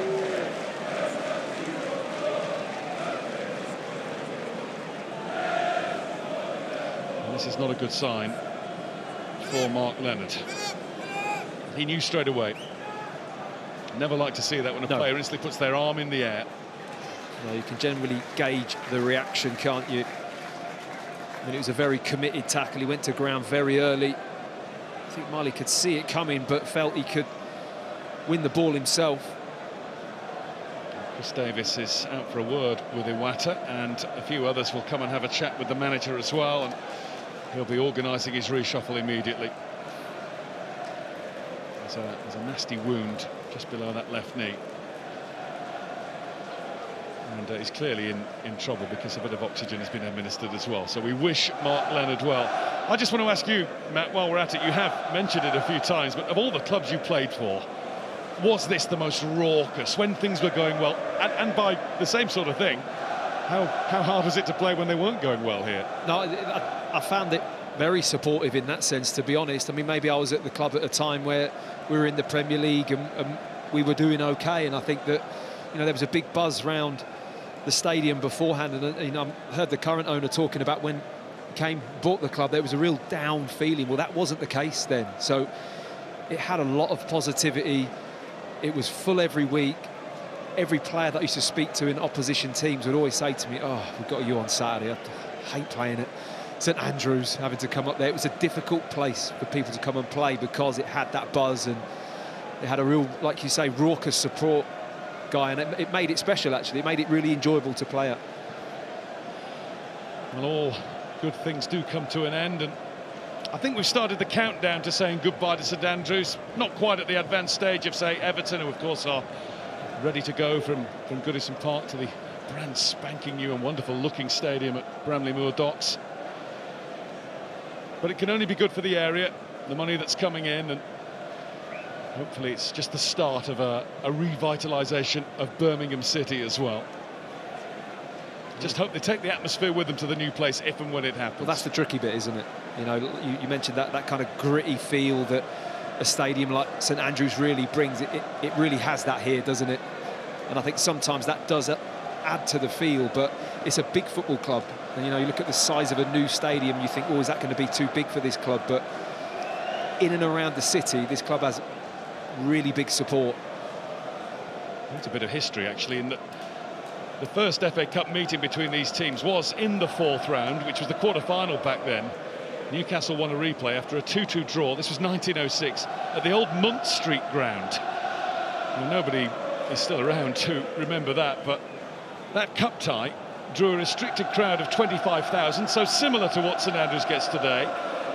The local newspaper reported at the time there were probably 60,000 anxious to attend, and they left the ground at the end of that year, moving to this purpose-built stadium near St Andrew's Church, and just shows you history repeats itself. Here we are again with Birmingham City, arguably in a very similar position once more.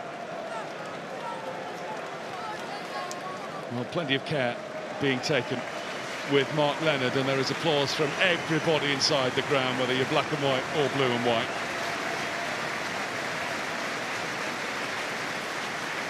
Mark Leonard, formerly of Brighton and Northampton Town, where he had 2 very successful seasons on loan, and he was having a good season with Birmingham as well, and we hope to see him again before the end of it. So the change will mean, as one player goes off with injury, a return for somebody who's just had one. Willem Tor Willemsen, Iceland international. He's been out since the 3rd round of the Cup, and now comes back on to see if Birmingham can find a way through to the 5th round. And I think he's just switched with Dowell as well, who will drop a little bit deeper into that position that Leonard was playing, and Williamson will then be more advanced in that midfield area, almost as a number 10.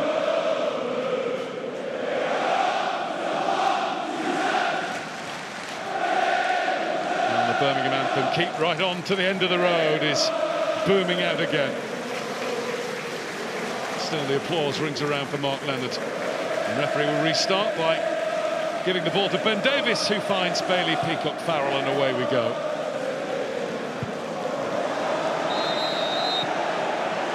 Straight away there's another stoppage. And Scott Wright is across to see if Mark Laird is okay.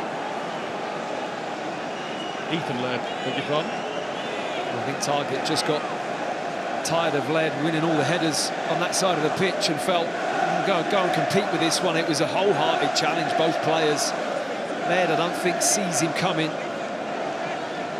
Just gets that contact when you're unaware. It just hits you by surprise. He's back up on his feet. Just a note of admin, when you're looking at the clock, there was a delay of around 7 minutes for that Mark Leonard injury, so when we get to 90 there'll be a big old chunk afterwards. Pope's made an early call to get that. What a good call it was. Great command of his area. Double challenge for Nick Pope, trying to oust Martin Dubravka from the spot that he's made his own again in Pope's absence, and trying to get back in the England squad as well under new management. Puts that away.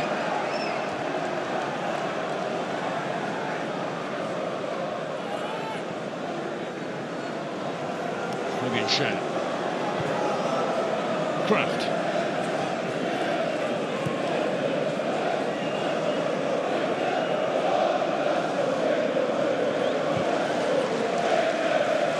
Murphy.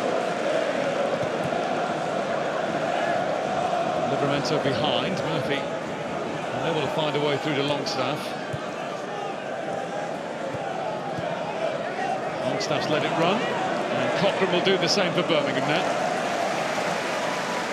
Again, just trying to get back up to pace after that 7-minute delay with the injury. It doesn't help the tempo of the game, but I mean, what are we expecting after that first half? There was always going to be a little bit of a lull in the second half. It couldn't have continued in the same fashion.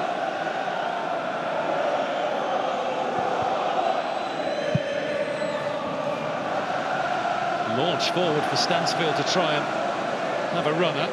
Fabian Schär.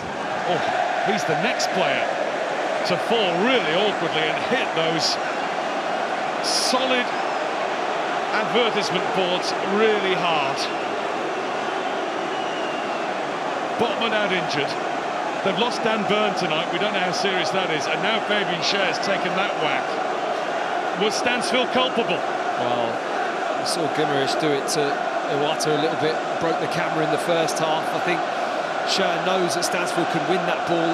I don't think he does much wrong there. Stansfield, he clatters into the boards as well. They're pretty close to the pitch and it just drops off there. A little grab of the shirt maybe that pulls him with that momentum towards it, but that's just a natural thing. And well, it's a yellow card for the Birmingham striker. I can see it, but it's almost like a reaction. You're in that tussle at the moment, you're losing your balance, you just grab hold of a shirt, and unfortunately it pulled Schär into the boards. Well, Fabian Schär's got a bit to say about it. He realised he was pulled. Oh, he's got a bit of revenge in the mind there, maybe. Not like a centre-back to be like that, is it? I think he's just letting him know. I don't think Stansfield looks too rattled. It's on again.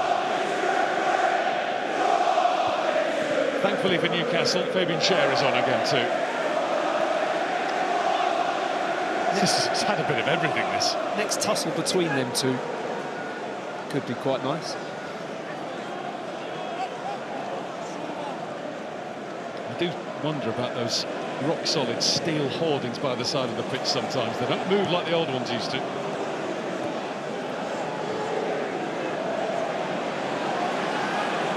Get multiple adverts on one hoarding though, Guy. It's progress. Thank you, mate.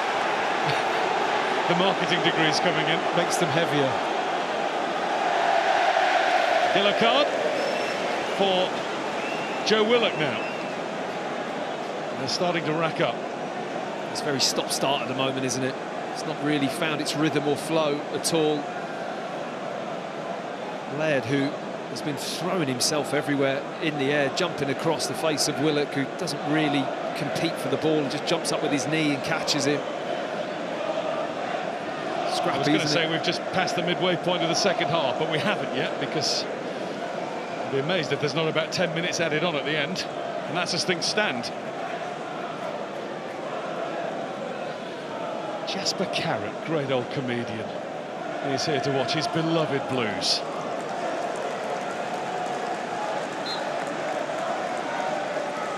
Used to be a Saturday night staple.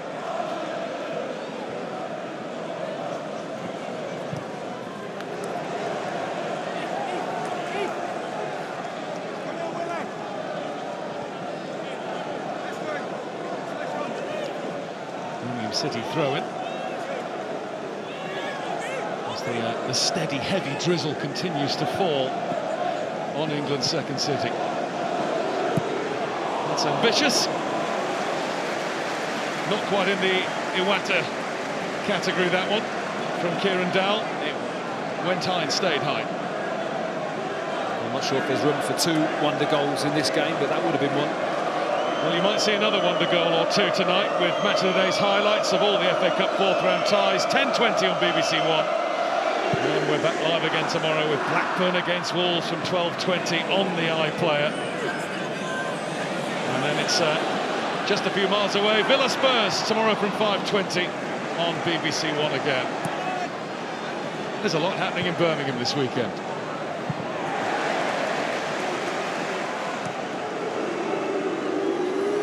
Share. Lost out. And here's Williamson trying to pull it back. And Longstaff didn't have that time. The referee has waved away the claims of a penalty. The assistant referee has his flag up for offside. Well, that could be quite convenient for the referee. Was there a decision to make? It was a bit of a tangle of legs, wasn't it? It looked a bit scruffy. Cher took far too long with the ball initially, loses out here, and then Williamson crosses it back in. No one's going to get on the end of that, but I don't think he's quite aware of the position of Anderson coming in and whether or not there's enough contact. No, he runs into him more than anything else. Trying to buy that penalty there, Anderson.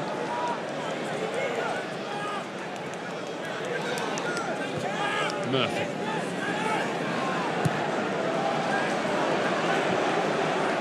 Shot.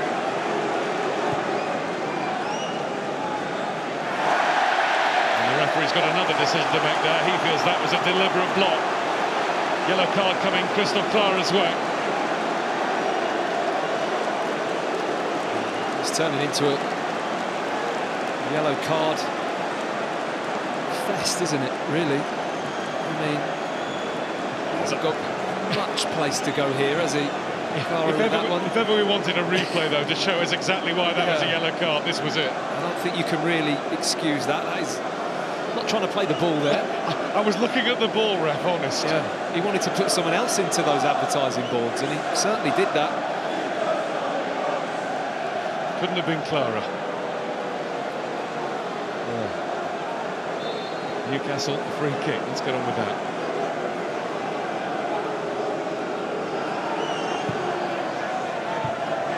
Peacock Farrell went back and stayed back to try and steady for the shot.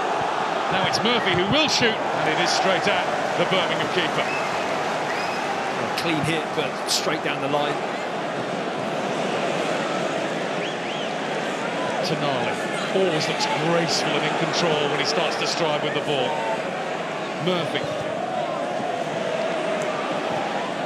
It's Longstaff. Here's Tonali again. Osula.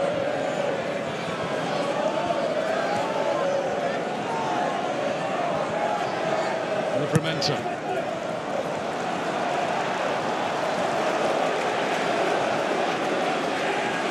Emil Kraft. Osula. Well, he was foul, but Tonali continues. Advantage Newcastle. Doesn't come back to Tonali, though. Livramento. Murphy. Headed out to Stansfield. That's a brilliant touch. Knew where the space was. Stopped by Tonali, though. He knew where the danger was. Stansfield again. Poking it through for Dowell. Two men over for Birmingham. And the shot is smothered by Miley and cleared by Tonali. Lovely ball in from Dowell to get his head up and actually see the two Birmingham players there. Davies is sparking another attack. Williamson's attempt to cross was blocked, and his attempt to bring down Joe Willock results in an injury for the Newcastle man, and play will be brought back for a free kick. Well, this has to be a yellow card, doesn't it? I'm not too sure how he caught him, whether or not it was accidental. Fabian Schär's pleading with the referee as if to say, what are you going to do about that? Certainly must have caught him, because he was clearing away Willock, wasn't he? I mean, he was in a really good position to make that bursting run down the left-hand side. Well, Williamson's apologising, but it looked to me as though he knew he'd been beaten and just tried to take drastic action. It has to be a yellow card, doesn't it? I mean, I know he doesn't go down Willock, which... But he's been hurt. Yeah, absolutely. It's a poor tackle. Here's the tackle early. I mean, what a... That should have been a yellow too. It's a yellow card. I mean, it's an old-school tackle from behind there, not winning the ball. Right, well, Williamson is going to get his due punishment. What about Ben Davies? He's had a long think about that, the referee, hasn't he? From the moment of making the decision of giving the card from the offence is a long time.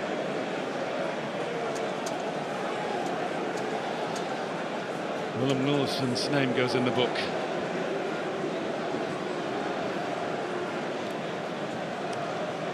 I think too much time has passed. The Ben Davies tackle has maybe just gone from the ref's mind. Yeah.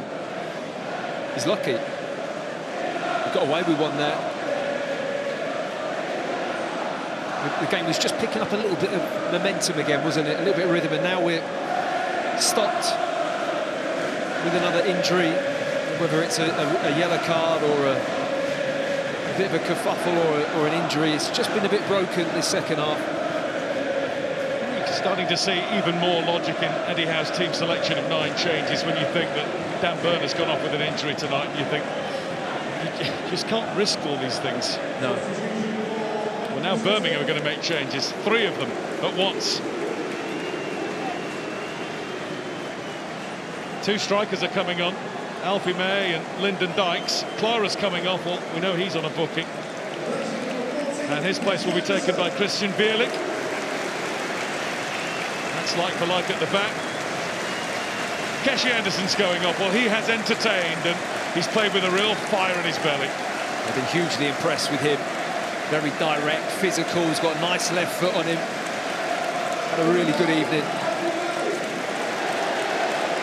And it's going to be Jay Stansfield as well. So 3 players who were on yellow cards replaced. So there's method in that from Chris Davis, but I would have thought there were changes he might have made anyway. And listen to that for Jay Stansfield. What a favourite he is here. A player probably playing at least 1, and I think there's an argument to say probably 2 levels below where he should be.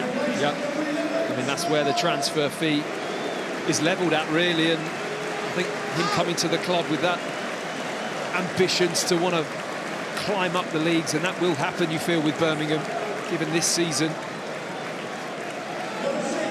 Slightly surprised at taking him off. Well, no, has there been a change of mind here? It's Scott Wright who's gone off for Bielik to come on. So Clara came over and they told him, no, we're leaving you on the field.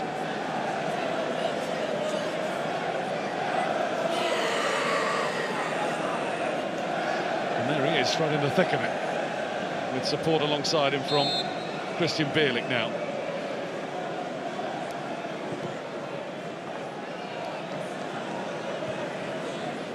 By Williamson. Kraft gets it out to Murphy.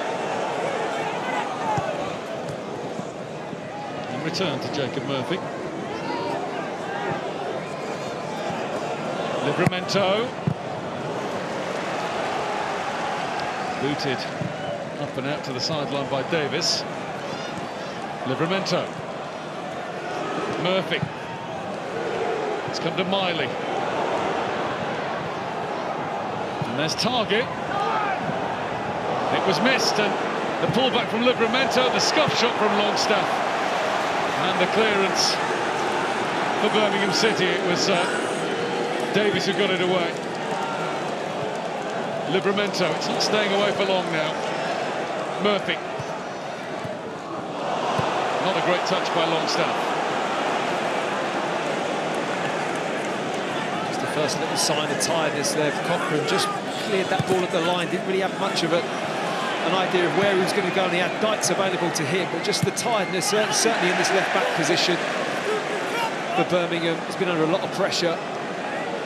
Here's Miley. There was just an incident off the ball there. Lyndon Dykes left his mark on Emil Kraft. Player's gone over to the other side. Tonali. Scher. Murphy. Gets past Cochrane. Livramento. Comes back to him from Ben Davies. Longstaff, Kraft, who's none the worse for wear after his brush with Dykes. Murphy. Farrell can watch that go.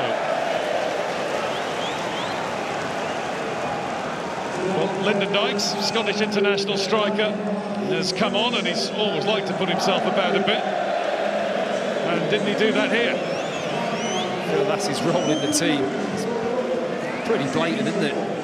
Not really anywhere near the ball, doesn't make an attempt to block the ball, just wants to shoulder charge. But that's his role in the team. You know, he's not a prolific goal scorer. He's a hold-up person. He'll bring other players in. He'll allow the likes of May to try and feed off him. It's a different look for Birmingham now going forwards. Alfie May with some FA Cup history. It's up towards Dykes. He couldn't sort it out. Handball shouts. They were heavily laced with optimism, those. Murphy. Iwata held off just about by Tonali. No, he wasn't. And no holding of the shirt. Oh, there is. The ref let it go at first and has now called it back.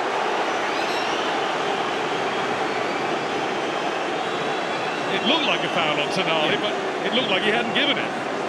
It felt like he hadn't given it. He was late giving it again, but it's certainly a pull on the shirt. You can see it from up here. I mean, lovely timing of the press, wasn't it? From Iwata. Put Tonali right in trouble and lucky to get away with the ball, just kindly ricocheted back into his path and allowed him to get his body in the way. Cochrane.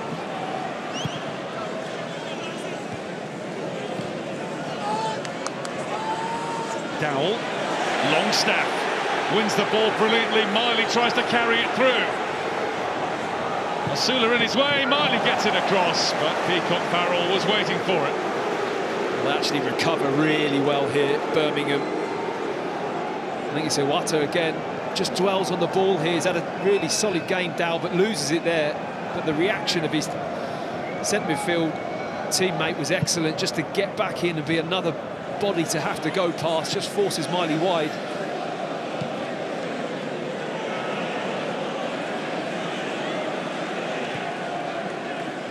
Be a plus point for Cambridge United before they come here on Tuesday in League One. Their hosts may be a little bit tired. Yeah.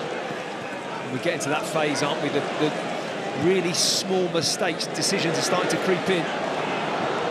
Miley shifts the ball out. Played across to Livramento. There's Longstaff, it was blocked, and now it's in! Brilliantly finished by Joe Willock. He might have finished the cup tie.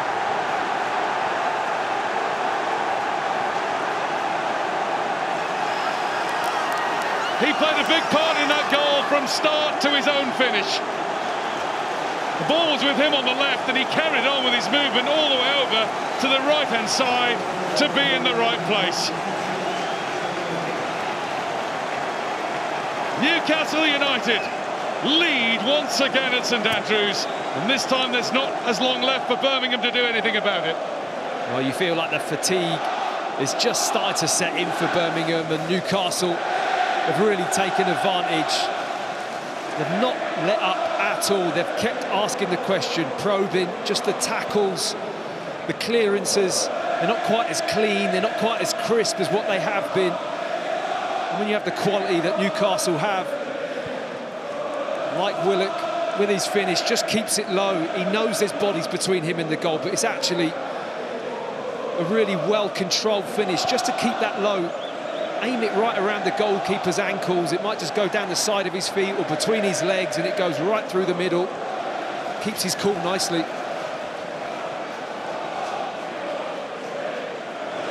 Two on the board for Joe Willock.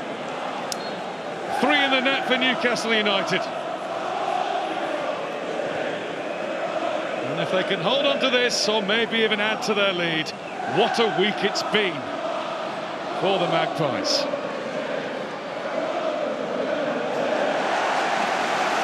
It's not over yet, though, we know that. 6.5 minutes to go, then a big old amount of time to be added.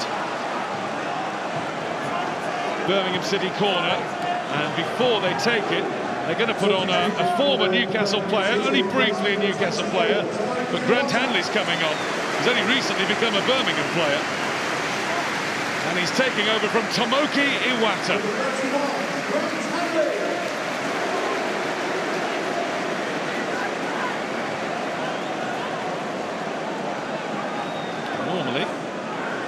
player goes off who scored, we get to see it again, but there's too much happening, we don't have time. Swung in, Pope goes back, and he's kept it out superbly. What a reaction at the last from Nick Pope. Wow, it's a big right leg comes out, what a delivery. Look at the swing on the ball. And I don't think he sees it till late either, Nick Pope. He comes out, he goes fishing for it initially, and it's really good footwork actually to drop back onto his line and then adjust his feet to deal with that. Another one into his box that's headed across, and it's Laird. Hit that one straight against Tonali, who's now giving chase and forcing the ball out of play for a Newcastle throw. I mean, I know that win midweek was obviously a huge moment for Newcastle, but if this stays the same, this scoreline, Eddie Howe in that dressing room will be so delighted with his players. Well, they're showing up another side to their talents. It's different, isn't it? You know, having to deal and cope with this kind of environment, how the game's gone, it's a different football match entirely. And show that they're up for the fight, really.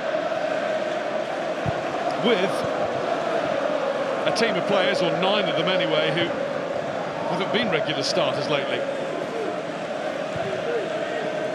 They'll need them all between now and the end as they chase silverware, domestic silverware for the first time since 1955, as they chase a return to the Champions League. And they're still involved, as we are, in the FA Cup too.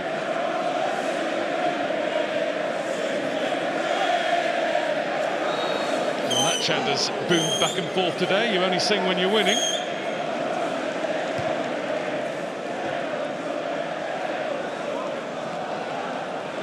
Sooner. Down, tripped once more, Newcastle free kick.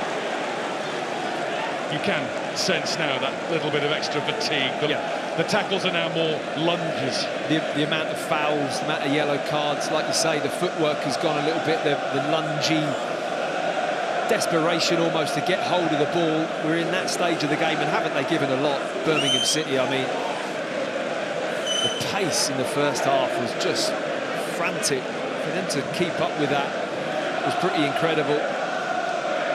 They've now got a massive challenge on their hands, but we've seen just a moment ago how easily things can turn. A set play, a corner, anything, and they're back in the game. Jacob Murphy with the Newcastle free kick.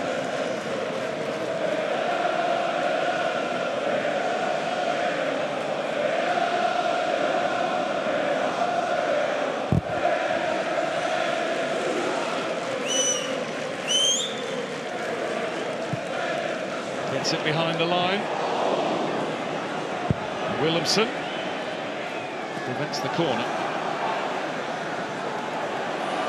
Laird still full of it. Topoke asking for Dykes to chase it. In the first 5 seconds of this game, he sprinted up the field and won a header up this near side, and he hasn't changed the whole time. He's just been going for it at every opportunity. Bielik. Here's Longstaff. Longstaff is under pressure from Dowell. Target. Share, made to work by that Joe Willock pass. Bielik.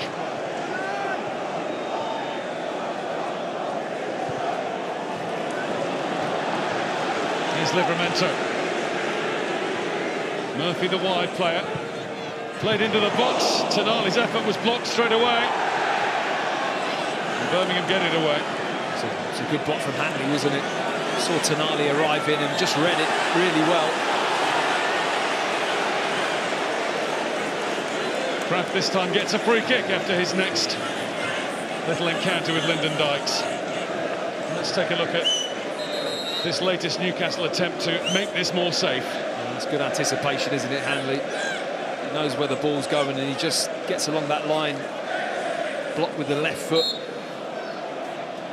Now, I would normally have asked you a minute ago for your Emirates player of the match, Matt, but we know there'll be at least 6-7 minutes added on, so we'll give you another 3 or 4. Yeah, OK.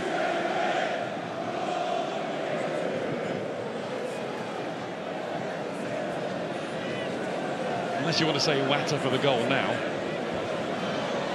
Here come Birmingham once more. It's a good enough reason, isn't it? Cleared by Target. Laird. He's a contender. And he's got past another challenge. Tonali. Laird is all over him. It won't roll out for Sandro Tonali. He didn't need it to. He's been as cool as you like since coming on. Not a game that's easy to be cool in. Across to Jacob Murphy, and he will get it. And after a stumble, he is through on goal. And Murphy's around Peacock Farrell, but he's denied the goal. Superb covering. Well, it's a brilliant ball across to see the space. Gets his head up, hits that one. And that first touch just throws Jacob Murphy off a little bit. I think for me, he's got to take that a little bit earlier. Maybe straight through the legs of the goalkeeper was on early on, but opts to go round. Gets the shot on target, but brilliant recovery. And you'll notice at the top of your picture, the time of the game has been accompanied by a +12. That's how many more minutes were indicated. So still 12 minutes for Birmingham to keep their FA Cup season alive. It's all for Newcastle to sort it out once and for all. Here's Livramento. Murphy. Livramento. He's got it through the legs of May. Cross comes Davis. Nice touch for Dykes. And Dykes gets it through the legs of Longstaff. Oh, what about the footwork? It's a shame about the pass that followed. Just fractionally over here. I don't think May expected the ball to go that far into his path. Lovely footwork, though. Murphy. Nice touch off the chest. Stopped by Cochrane. Williamson. He's had a lot to deal with, Cochrane at left back, hasn't he? First half and second half, he's really been tested. Offside, Alfie May, as Dykes tried to spring the trap after some superb work from Williamson. He's been quite clever since he's come on, Williamson, hasn't he? You can tell he's got that little number 10 role in his locker. Lovely little Cruyff turn and then ball in. The slip pass, I mean, that's a tight offside as well. Just the lean of May probably just puts him off.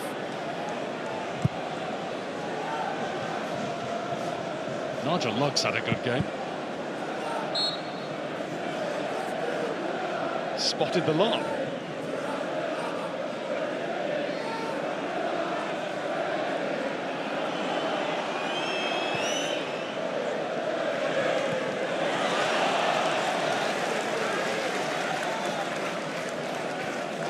Chris Davis urging his team on for the last efforts. 10 more minutes to go of this.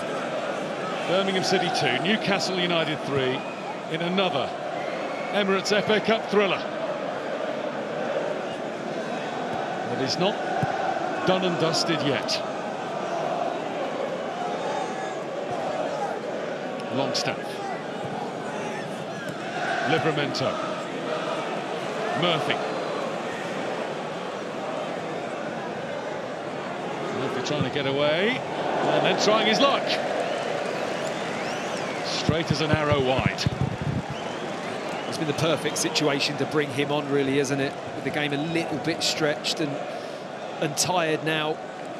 With his freshness, he's coming on and looking to create every time it comes out here. They're trying to create this space on the right-hand side, Newcastle, where it gives him a little bit of one-on-one action with Cochrane, who's now really feeling the pace, understandably. He's had a really tough challenge this evening and done pretty well. Attempts on goal are in Newcastle's favour. The second half has largely been well in Newcastle's favour. And as things stand, they're on their way past the fourth round for only the third time in the last 19 seasons. Quarter-finals last year when they lost at Manchester City. As we know, already in the League Cup final next month. Whether they win that or not, whatever happens in the FA Cup from here on in, and in this game from here on in, there will be a trophy coming for Newcastle United soon after all that time.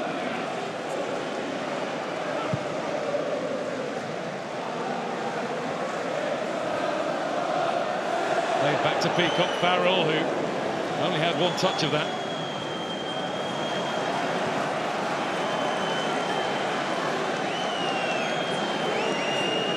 Bielik. Down. Peacock Farrell with a casual touch, a confident one.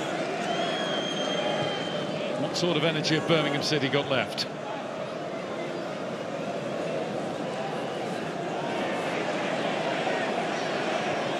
Tonali. Pope. And now here's Kraft.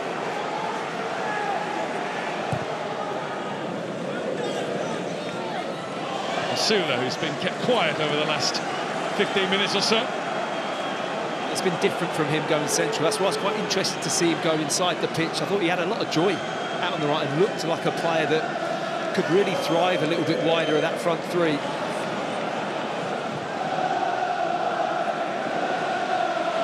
Bucks trying to knock it on. Alfie May on the ball now. Cochrane outside. May only looking inside and looking towards goal. Well, he got it on target, but he never got any sort of power. You felt he made his mind up really early on that he was going to have a shot in that move. I mean, it nearly opened up for him, but I don't think that the opportunity to shoot was really there. There's a couple of players in good positions, and Birmingham City have just got to keep that composure when they get in that area, because, like you've said, Guy, this is not over yet. They still have 6 minutes. Yep. Osula. Osula's having another go. And it rises high off his right foot. Scored a beauty in the last round against Bromley. That's his only Newcastle goal today.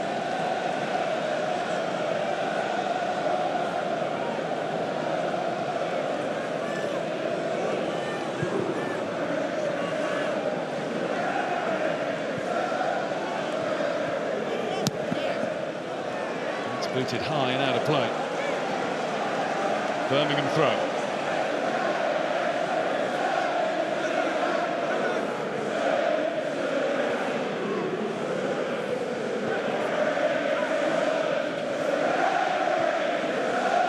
Down.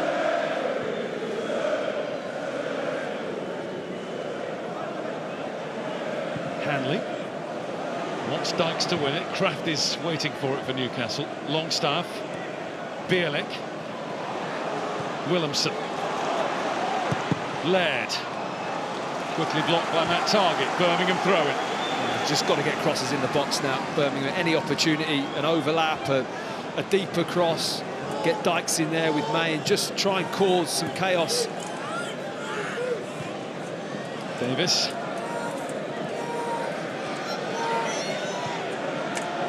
Hanley recovered his balance. Livramento. Longstaff, he was pulled out by Cochrane. It's going to be a Newcastle free kick. And I think we can take the risk now, Matt. 4 minutes to go and a bit more. Your man of the match. I think it's been a very difficult game to call. Brilliant Birmingham City performances. The goal and performance from Iwata was top, but this man has, just for me, epitomised everything about what Eddie Howe wanted from his Newcastle players today. To not be in the team regularly and to step up in a different position, a different role, and deliver that kind of performance and 2 goals. I think he fully deserves man of the match for me. Newcastle United now have a corner. A very tired-looking Christoph Klar has conceded it. One of those games where I almost feel like we should name one from each side, but you could name a couple. There's been a lot of very good performances, and like I say, take the goal away, which was magnificent, the moment of the match from Iwata, but he also played very well in that midfield, got after the ball, used it well.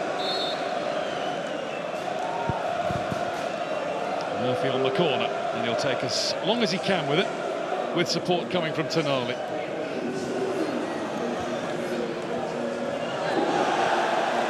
Goal kick. Tonali disputes it.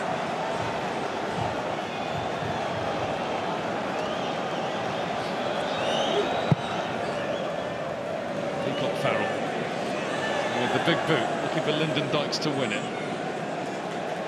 Target lets it bounce out of play.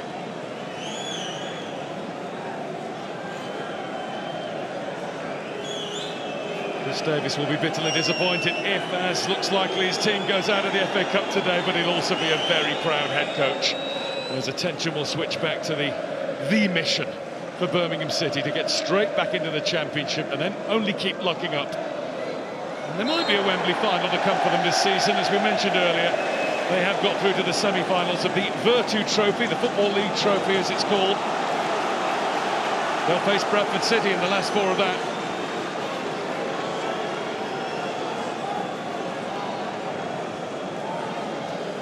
They aren't out of this yet. Peacock Farrell.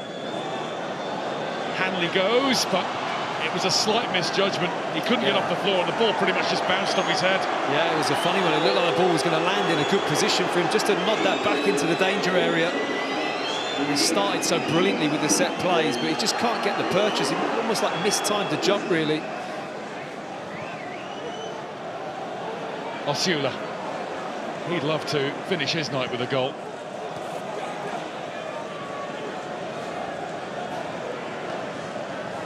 Can't keep it in the corner away from a Birmingham player. He's holding on to Bielik there and then goes down. Newcastle fans ask for something, Osula asks for something. None of them get anything. Cochrane, that's a good ball. Williamson, Tonali's onto him. Cher trying to catch Peacock Farrell off his line. It's an important tackle from Tonali, wasn't it?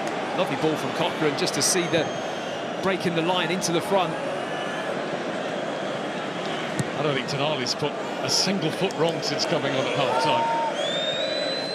It's been nicely played from Eddie Howe, really, if that was the plan to begin with, to think, well, I can't do without either one of them, so I'm just going to go half and half and see how that works. And you have to say it's worked well enough. And there's Dykes, Birmingham still pushing. Ball in from Cochrane. Cleared away by Fabian Cher. Osula then is insinuating that he may have taken an elbow there from Clara. The referee has stopped the game because he says it is a head injury. It's not because he necessarily saw anything sinister. Yeah. And I think it's a clash of heads. Look at Christoph Clara, he's struggling too. Yeah, it was a clash of heads. He's just tried to head the ball here, Clara, and he's headed through the back of Osula as he jumps up to head it. 2 players challenging for the ball fairly. I mean, he really has competed well, the young Newcastle player. I've been impressed with the way he's gone about it physically and trying to unsettle Birmingham. He's really approached this FA Cup tie with full vigour. As he's treated, and we move past 102 minutes of the match. Don't see that often. Christoph Clara was just checking with the referee. Is it our ball? Can I go forward? And the ref gave him the thumbs up for that. Birmingham had it, so the ball will be back in their possession. Newcastle fans preparing for either a good night down in Birmingham or a happy trip back up to the northeast.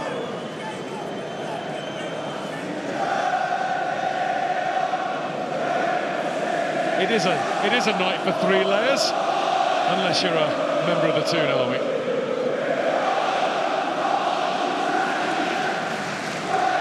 Birmingham fans will always keep right on.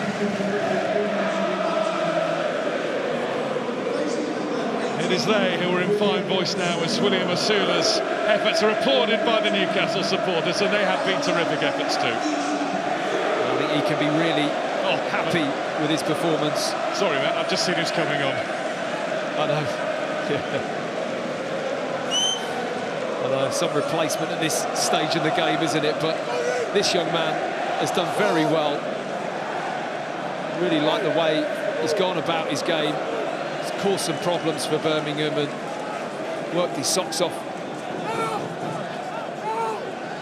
So on comes Alexander Isak for the last seconds of the match. 11 goals in his last 10 games. Played up, and there's a heavy Birmingham presence here. Bielik has it. Wriggling past the challenges. Williamson goes in. Laird is down. Birmingham will have to deliver it into that box again, and they haven't done. Pope can catch it at his leisure. And Cochrane knows that was probably the last chance to do anything. It was. The final whistle sounds at St Andrews after a sensational night of fourth-round FA Cup football. Matt Upson, we've had the lot this evening. Haven't we just? I mean, we've had brilliant competitive football, played in a brilliant spirit. We've had moments of sheer quality and one of the best goals I've seen this season. I mean, what an FA Cup goal that is, all mixed in together at St Andrews in an atmosphere that's been top class. What an enjoyable game of football. Fiery, fantastic and fun. And it's Newcastle United whose great week continues. They're through to the 5th round. Birmingham City 2, Newcastle 3. Well, it was Newcastle in the end that triumphed, but it was an entertaining game of football, particularly the first half.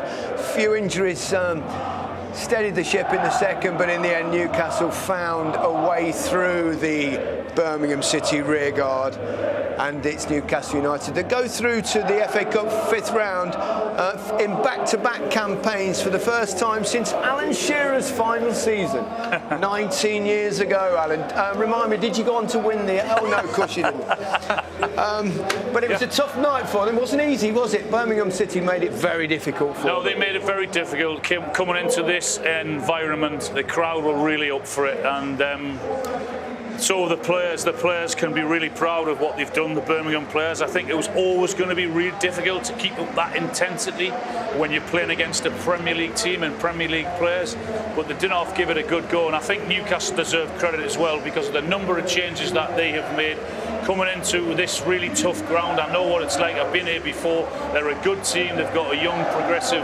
manager, and they were really, really up for it. So Newcastle stood up to what they had, and they've come away with a really good performance and a fantastic result. Fabulous atmosphere. Curtis, what can Birmingham City take away from this? I think ahead of the show, Chris Davies was talking about performance and trying to give a good performance today and see where that takes them.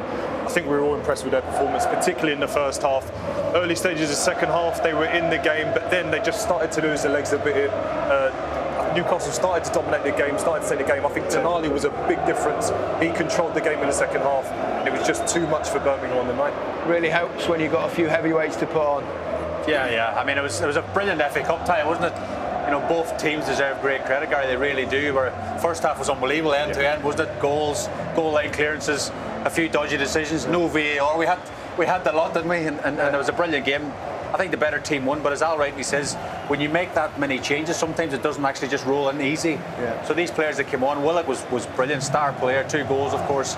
He'll have enjoyed his night at Birmingham for sure, and we're on the draw Monday night.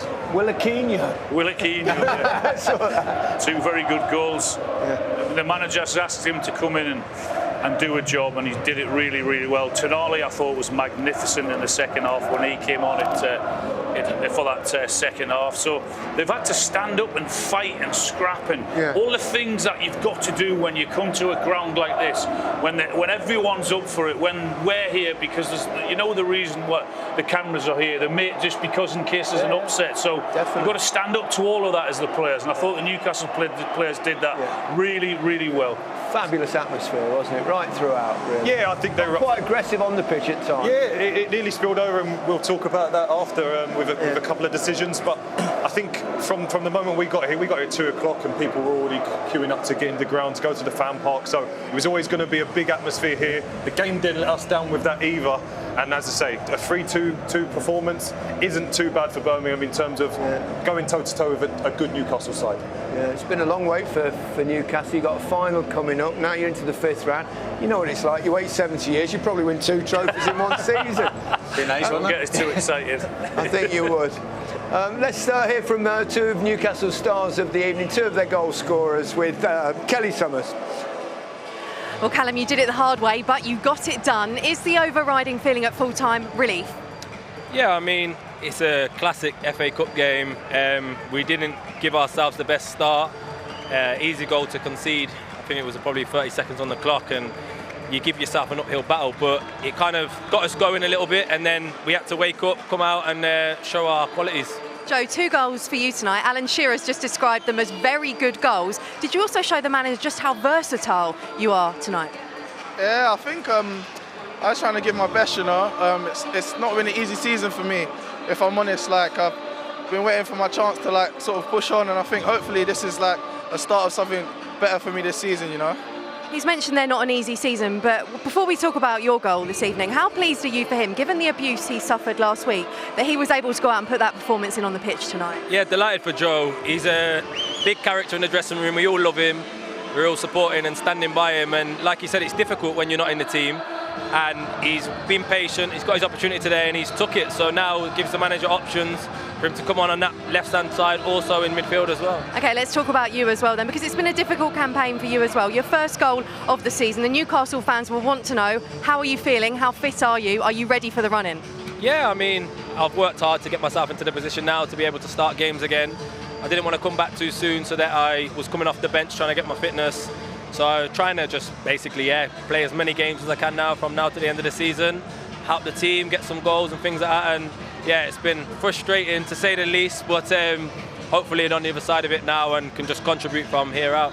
Joe, these fans are already going to Wembley, as are you guys, of course. How exciting is it to be a Newcastle player right now and to be playing in the form and the performance you've put in tonight, given the run-in that you guys have got ahead of you? Yeah, it's very exciting times. We just want to thank the fans for coming out again today. It's not an easy place to come to, you know, it's raining and it's a hard place to come to, but we just want to thank them, and hopefully we can go one better this time in the Carabao Cup and continue in this cup like today. Well, congratulations to both of you, particularly to you, Joe, because you are the player of the match. I'll let Callum do the honours. Congratulations! Well done. Thank you guys, well played.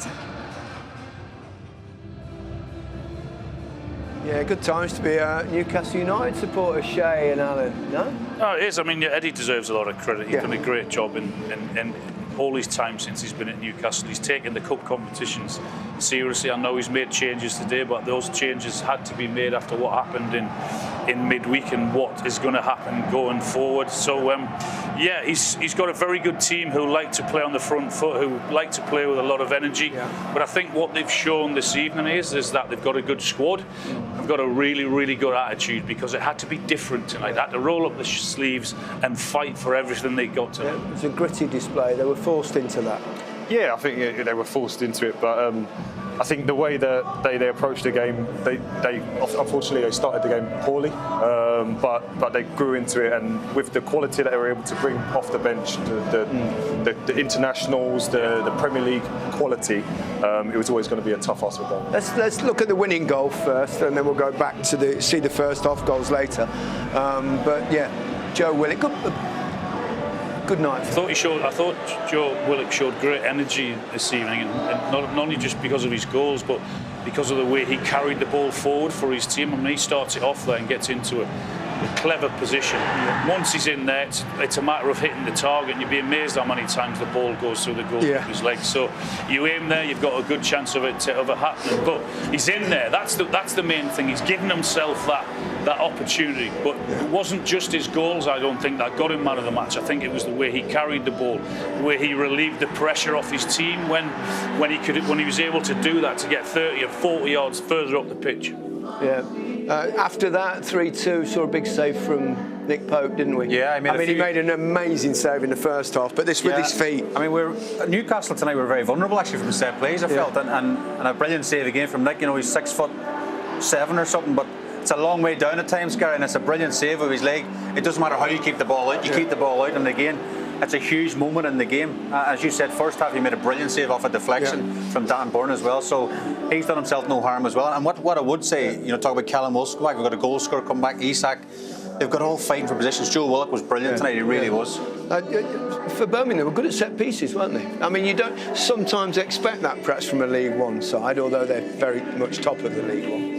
Yeah, they were very good. Dangerous. We knew what they were doing on every single one, and they seemed to tune into it. But Newcastle just couldn't get to grips with it, and I think that was the problem. I think probably Pope had to make the better saves on the night, and that will be frustrating for them in the fact that he's had to make more saves. He's made the big saves, and they've still come out. I think they were perhaps vulnerable from set pieces, Newcastle, particularly early on. There's a bit of an excuse with so many players coming into the team who've perhaps not played a lot of football, trying to find themselves up to speed of the game. So I'm just trying to make excuses, basically.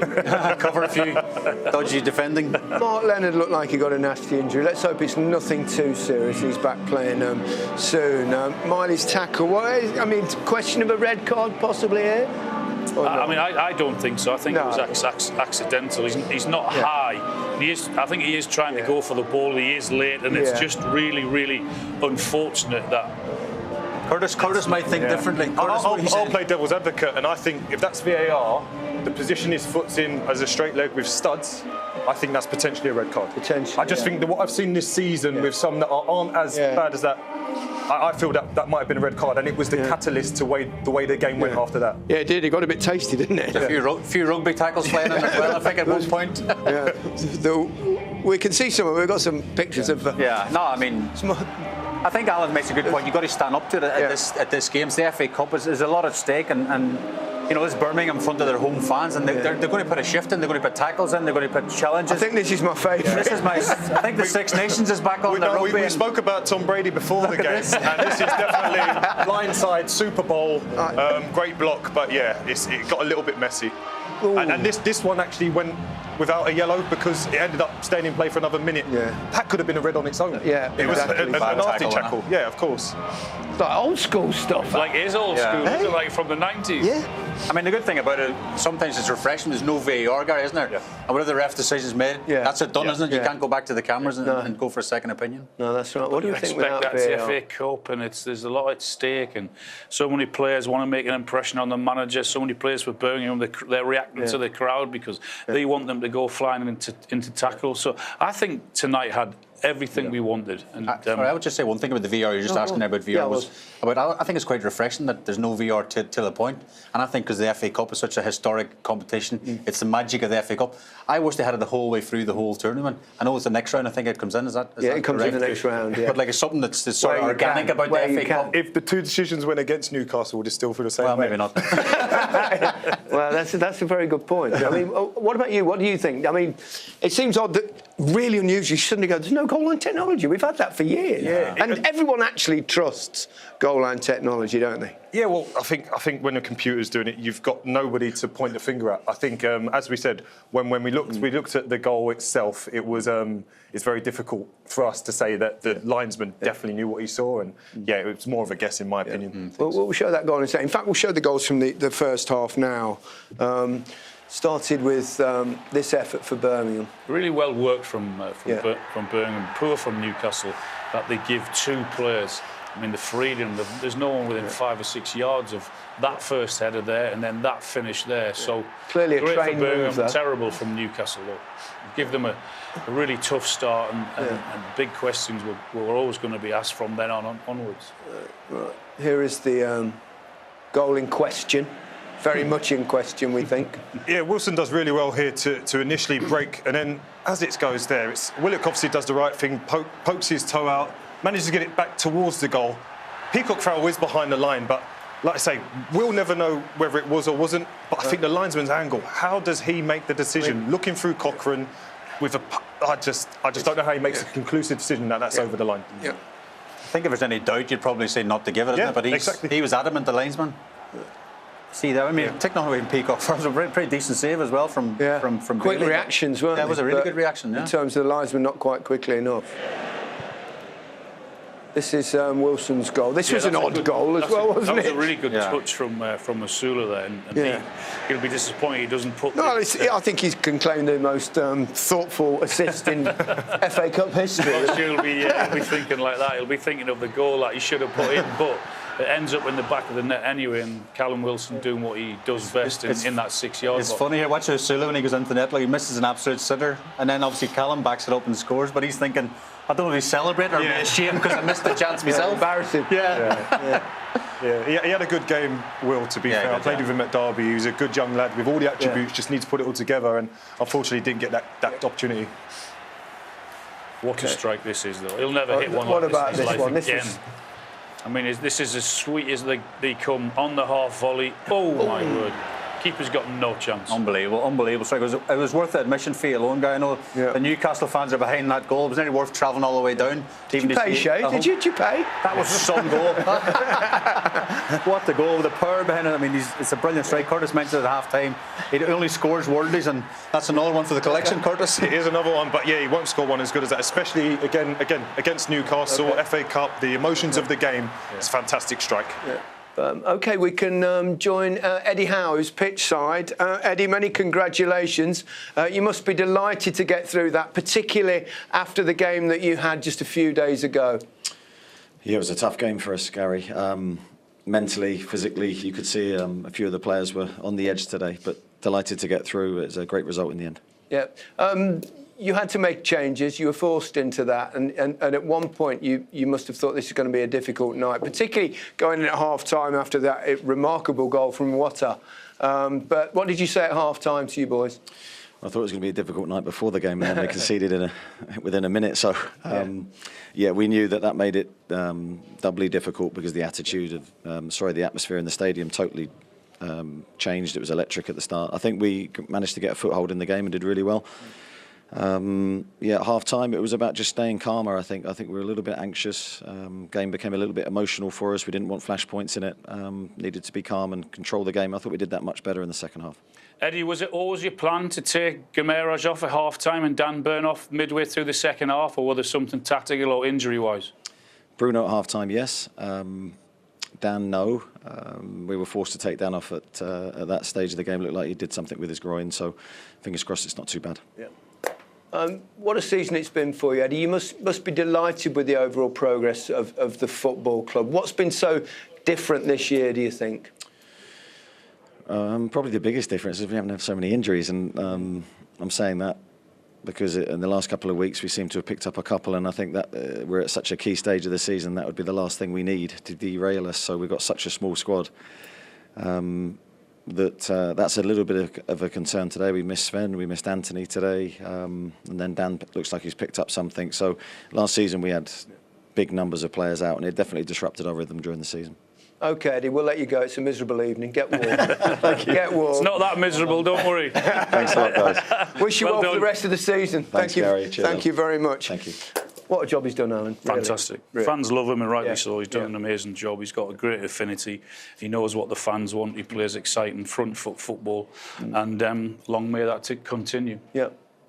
Yeah, I think what the job he's done, getting them to the Champions League, and then having that season where it's a little bit more difficult after with the Champions League there. These two know more about me than about Newcastle, but the fans are right behind him, and getting to a final, they'll love it. Yeah. I think the biggest problem he might have now is team selection. They've got Man City next to me, Willock, man of the match tonight, Wilson back and scoring, Nick Pope had another big performance, so him and Dubravka fight. What you want, though, isn't it? Yeah, He did mention a few injuries aside from that. A line on Birmingham, though, they've got, other things that will prioritise. Yeah, I think the league has to be a priority. They have to go up. The money they've spent, what Chris Davis got, they have to go up. But they've also got another chance of going to Wembley in the Virtue Trophy. So fingers crossed they can do that. Yeah. Fans can still have a day out, but then hopefully get a promotion. But I think they did themselves proud. They did. They did. Massive, great performance. Didn't get what they wanted today, but they can all look at themselves in the mirror and have a smile on their face. I think I'm really proud of how they went about the game, the reaction they got from the crowd. They appreciated that. Yeah. They came up against a very